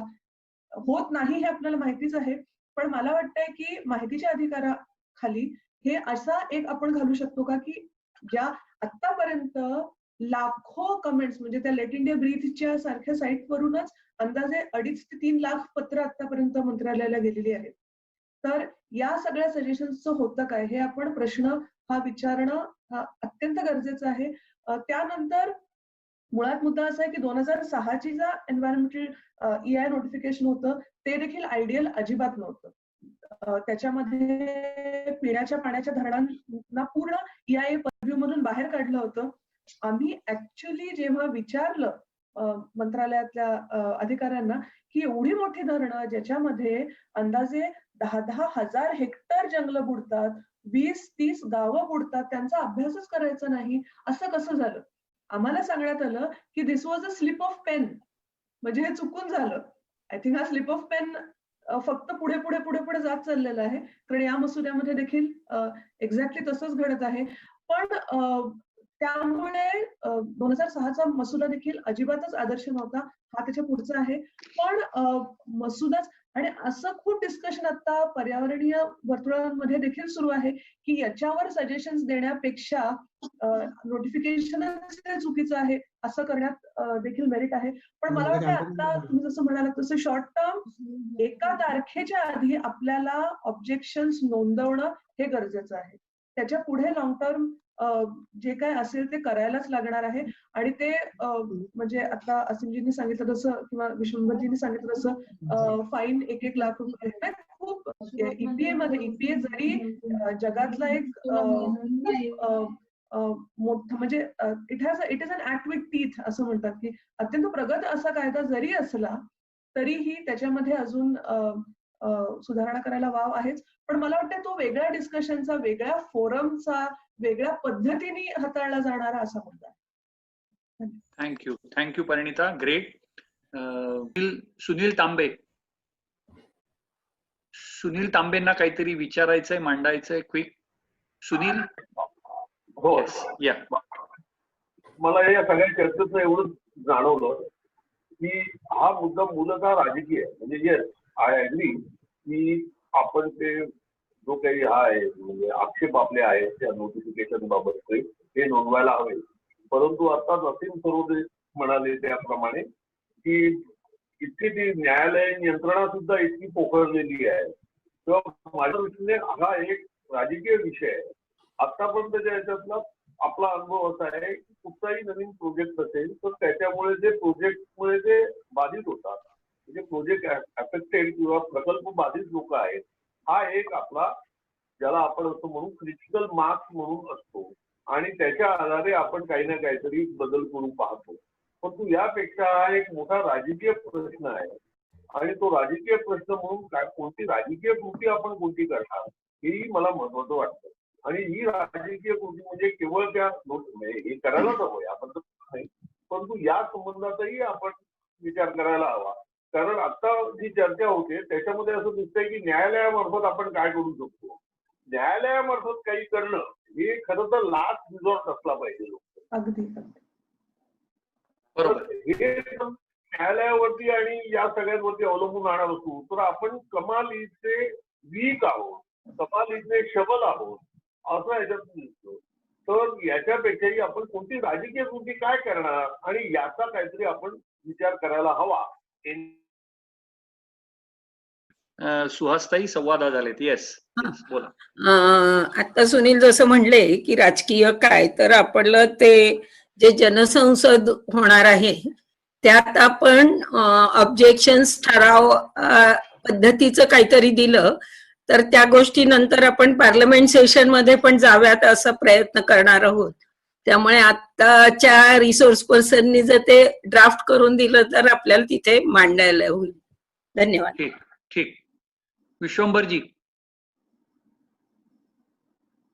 विश्वंभर चौधरी, काही रिस्पॉन्स? ओके, 3 गोष्टी होत्या. भूषण यांनी विचारलं की 12ला नाहीये. हो, खुलासा एवढाच आहे की 12 नॉटिकल माईल्सच्या पुढे EIA काढलेला नाही, फक्त पब्लिक हिअरिंग काढलेलं आहे. EIA एकाला लागणार आहे. परिणितांनी जो दुसरा मुद्दा विचारला की हे, आणि आधी कोणीतरी विचारलं मला वाटतं नमिता कुलकर्णींनी, की हे सगळं होतं काय, जातं कुठं सगळं. तर ह्या सजेशन ऑब्जेक्शनच्या बाबतीत आता माझा मुद्दा तोच आहे की जर तो कायदा असता तर त्याच्या सजेशन ऑब्जेक्शन कमिटी पुढे, पार्लमेंटच्या कमिटी पुढे गेले असतात. तो अव्हेन्यू आता इथे नाहीये कारण हे नोटिफिकेशन. म्हणून मी म्हणतो की त्याचा पूर्ण कायदा जर असायला पाहिजे तो त्यासाठी की त्याच्या सजेशन ऑब्जेक्शन पार्लमेंट इथे आता होऊ शकत नाही या केसमध्ये, म्हणून कायदा पाहिजे. तिसरं माझा एक सूचना आहे, बघा कसं जमलं तर. काय होतं माहितीये का, आपण सजेशन खूप लोकांनी पाठवा आणि त्यामुळे त्यांना एक एस्केप रूट मिळतो की इतक्या लोकांनी पाठवलं तर आम्ही कसं उत्तर देणार. तर याला जर आपल्याला चॅनलाइज करता आलं, NAPM कडे पाठवलं, त्यातली आपण मुद्दे काही काढले तेवढंच ऑब्जेक्शन फाईल केलं. नंबर ऑफ ऑब्जेक्शन, आता काही लोक म्हणतील जास्त ऑब्जेक्शन पाहिजे, परंतु ते जास्त ऑब्जेक्शन हेच कधी कधी त्यांना वरदान ठरतात की ते म्हणतात की मग 1 लाख ऑब्जेक्शन कधी स्क्रुटिनाइज करणार आम्ही रँडमली काही घेतलं आणि ते केलं. हा मुद्दा मी इंटरप्शन काहीतरी झालं की त्याला जर काही आपल्याला मेकॅनिझम करता आलं तयार की ऑब्जेक्शन कसे जातील तिथे आणि त्या ऑब्जेक्शन्सवर काही मीटिंग तेव्हा आपण तशा पद्धतीच्या घेतल्या होत्या. तर काही स्पेशल मीटिंगच्या रिक्वेस्ट करून मेधावी सारखे लोक असतील, राजेंद्र सिंह सारखे असतील, या लोकांनी एकत्र करून काही डायलॉग जर घडवता आला तो पाहणं एवढाच उपाय. आता हे पार्लमेंट जाणार नाहीये, त्यामुळे पूर्णपणे हा कायदा होत नाही तोपर्यंत पार्लमेंटच्या कमिटी पुढे जात नाही. आणि आंबेडकरांचा जो मुद्दा होता शेवटचा त्यांचा, त्याचं पॉलिटिकल ऍक्शन काय, इथे कोणाला सापडलं असेल असं मला वाटत नाही. त्याचं उत्तर कदाचित पुढच्या काळात आपल्याला सापडेल एवढीच अपेक्षा करू शकतो आपण. एका महत्वाच्या विषयावर आपण आज ह्या अभ्यास चर्चेची सुरुवात केलेली आहे, एका सिरीजची. आणि हा विषय 11 ऑगस्टच्या दृष्टीने महत्वाचा आहे असा युवा कार्यकर्त्यांचा सारखा घोषा होता. आणि त्यामुळे आपण एक पत्राचा ड्राफ्ट बनवावा आणि तो पत्राचा ड्राफ्ट सगळ्यांना सर्क्युलेट करावा आणि त्यांनी तो पाठवावा, त्याच्यामध्ये बदल करून, असाही आग्रह सगळ्यांचा होता.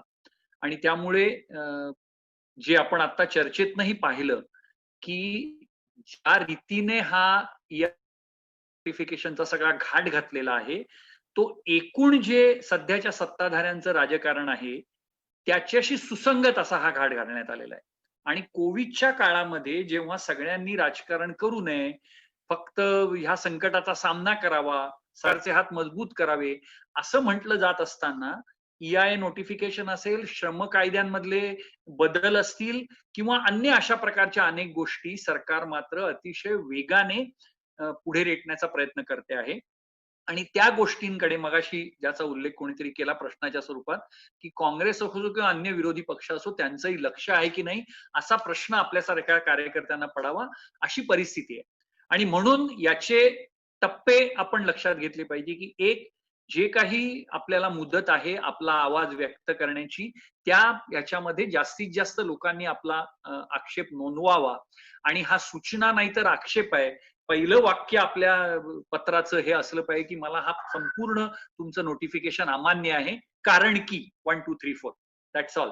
अर्थात त्याचं काय होईल हे परिणितापासून विशंभरपर्यंत सगळ्या तज्ज्ञांना देखील जर प्रश्न पडला असेल तर मला असं वाटतं की हा एक लोकशाही मधला मार्ग आहे त्याचा तो आपण अवलंबावा. नंबर 1. नंबर 2 याचाही प्रयत्न NAPM आणि इतर अनेक संघटनांनी केलेला आहे की सर्व सांसदांना आपण ऑलरेडी एक पत्र पाठवलेलं आहे. सर्व खासदारांना आणि पक्षांना आपण पत्र पाठवलेलं आहे की तुम्ही याबाबत स्टँड घ्या. आणि जसं जयराम रमेशांनी 4 पानी पत्र लिहिलं तसं अनेक ते पत्र प्रसिद्ध झालं कारण की जयराम रमेश एका पदावर होते आणि त्यांचा एक महिमा पण होता या पर्यावरणाच्या प्रश्नावर दृष्टिकोनाच्या संदर्भात. परंतु त्याला जावडेकरांनी कितीही थिल्लर उत्तर दिलेलं असलं तरी देखील हा प्रयत्न देखील खासदारांच्या पातळीवर आणि पक्षांच्या पातळीवर कसा गती घेईल जे NAPM ने अनेक प्रश्नांवर केलेलं आहे की जसं आपण स्वतः मैदानी लढाई लढतो, आपण स्वतः सूचना देण्याची जी प्रशासकीय लढाई आहे ती लढतो, तशीच राजकीय लढाई देखील एकीकडे आपण स्वतः रस्त्यावर उतरून आणि दुसरीकडे राजकीय पक्षांच्या माध्यमातून ही लढण्याचा प्रयत्न आपण अनेक प्रश्नांवर केलेला आहे. एक ह्याच्यामध्ये ज्याला काय म्हणतात त्याला आपत्तीमध्ये संधी शोधण्याचा जो प्रयत्न सर्वच बाबतीत केला जातो या सत्ताधाऱ्यांकडनं तो इथे स्पष्ट दिसतोय की आज 9 ऑगस्टला देशव्यापी आंदोलन घोषित केलेले आहे देशातल्या सर्व किसान आणि आदिवासी आणि मच्छीमार संघटनांनी. आणि चर्चा अशी चालू आहे की रस्त्यावर उतरायला परमिशन किती ठिकाणी मिळेल का, आपण 1-2 जणांनी बोर्ड घ्यायचा की सोशल मीडियावर फक्त फोटो टाकायचे. काश्मीरला 1 वर्ष झालं काल 5 ऑगस्टला आपल्याला सोशल मीडियावर राहावं लागलं. तेव्हा या रस्त्यावर उतरण्याच्या संदर्भात देखील कोविडचा एक मोठा अडथळा आपल्या समोर आहे.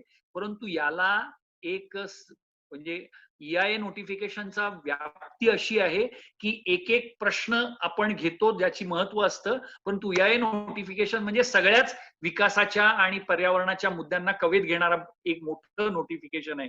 आणि दुर्दैवाने त्याला कायद्याचा दर्जा नसल्यामुळे संसदेसमोर न जाता वळसा घालून ते रेटण्याचा प्रयत्न होणार आहे.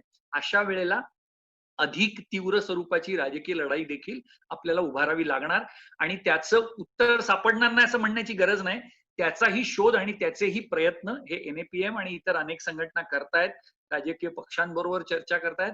हे जे सध्याचं केंद्र सरकार आहे जे संवादी नाही त्याच्याशी धडक आहे ही ती पण आपल्याला प्रभावीपणे देण्याचे मार्ग शोधावे लागतील. तर मला एवढंच वाटतं की आता जे EIA सुजय हवं तर परत एकदा दाखव, आपण हवा तर फोटो काढून घ्या, परंतु EIAचा ईमेल ID आणि त्यांचा पोस्टल ऍड्रेस ह्या फ्रेमचा हवं तर आपण आपापल्या स्क्रीनवर फोटो काढून घ्या, पण आपण आपापल्या पातळीवर हे पाठवा. NAPM कडे त्याची कॉपी पाठवा. आपण विश्वंभर भाऊंनी दिलेली सूचनेप्रमाणे याच्यातलं काही कन्सॉलिडेट करून एक स्वतंत्र प्रयत्न चर्चेचा किंवा निगोसिएशनचा किंवा दबावाचा आणता येईल का याचाही आपण नक्की हे करूया, प्रयत्न करूया. आणि ही एक लंबी राजकीय लढाई आहे. याचं जे सूतोवाच किंवा निर्देश व्यवस्थितपणे सुनील तांबेंनी करून दिलेत त्याचंही भान ठेवून आपण या दिशेने पुढे जाऊया. या निमित्ताने इतक्या लांबवर जवळजवळ 2 तास चाललेल्या या चर्चेमध्ये आपण सगळ्यांनी सहभाग घेतला. फेसबुकवर देखील मोठ्या संख्येने लोकांनी याच्यात सहभाग घेतला, त्याबद्दल मी आभार मानणार नाही. मला आनंद वाटतोय की या प्रश्नांबाबतची जागरूकता वाढते आहे. आणि जसं आरेचं आंदोलन आजही माहिती नाही आरेचं पुढे काय होणार आहे, आत्ताचे महाराष्ट्र सरकार काय करतंय, परंतु एक मोठं असं आंदोलन बिगर राजकीय पक्षांच्या युवकांनी आणि संघटनांनी आणि आंदोलनांनी उभं केलं आणि राजकीय पक्षांना तिथे यावं लागलं, राजकीय भूमिका घ्याव्या लागल्या. तशा प्रकारची एक राजकीय आघाडी जशी आरेमध्ये उभी राहिली, तशा प्रकारचं हे पर्यावरणाचं आंदोलन या तरुणांकडनं आणि आंदोलकांकडनंच, जन आंदोलनांकडनं उभं राहील. तशी उमेद बाळगून आपण प्रयत्न करत राहूया. आणि न्यायालयीन जो मार्ग आहे, आता ह्या नुसत्या 2 तासाच्या चर्चेतनं ते निघणार नाही. असीमने जे सांगितलंय त्याचा आणखीन आपण सखोल अभ्यास करू आणि त्याचं काय करता येईल. कारण की हा पण मुद्दा बरोबर आहे की आपण न्यायालयात अंतिम चरण म्हणून जात असतो, त्याचा नीट उहापोह करून आपण त्याबाबत निर्णय घेऊ. परंतु आता तरी ही लढाई 11 ऑगस्ट पूर्वी जास्तीत जास्त हरकती जाणे, 11 ऑगस्टच्या नंतरही ही लढाई चालू ठेवणे आणि राजकीय पातळीवर ही लढाई कशी तीव्र करता येईल किंवा किमान इनिशिएट करता येईल याचे कसोशीने NAPM आणि अन्य संघटनांच्या माध्यमातून प्रयत्न करणे हे आपण करत राहू. यापुढे दर आठवड्याला असे अभ्यास वर्ग, म्हणजे आता काश्मीरच्या प्रश्नावर किंवा अनेक प्रश्न आहेत आपल्या लिस्टवर, आपणही सूचना NAPM कडे पाठवू शकता. आपण दर आठवड्याला ही सिरीज आता सुरू करत आहोत. त्यानिमित्त आपण सर्वांना दर आठवड्याचं आमंत्रण देऊन ठेवतो. आत्ताच जिंदाबाद. आपण NAPM महाराष्ट्र असं YouTube चॅनल लॉन्च केलं आहे, तर कृपया ते आपण सगळ्यांनी सबस्क्राईब करावं अशी विनंती. धन्यवाद.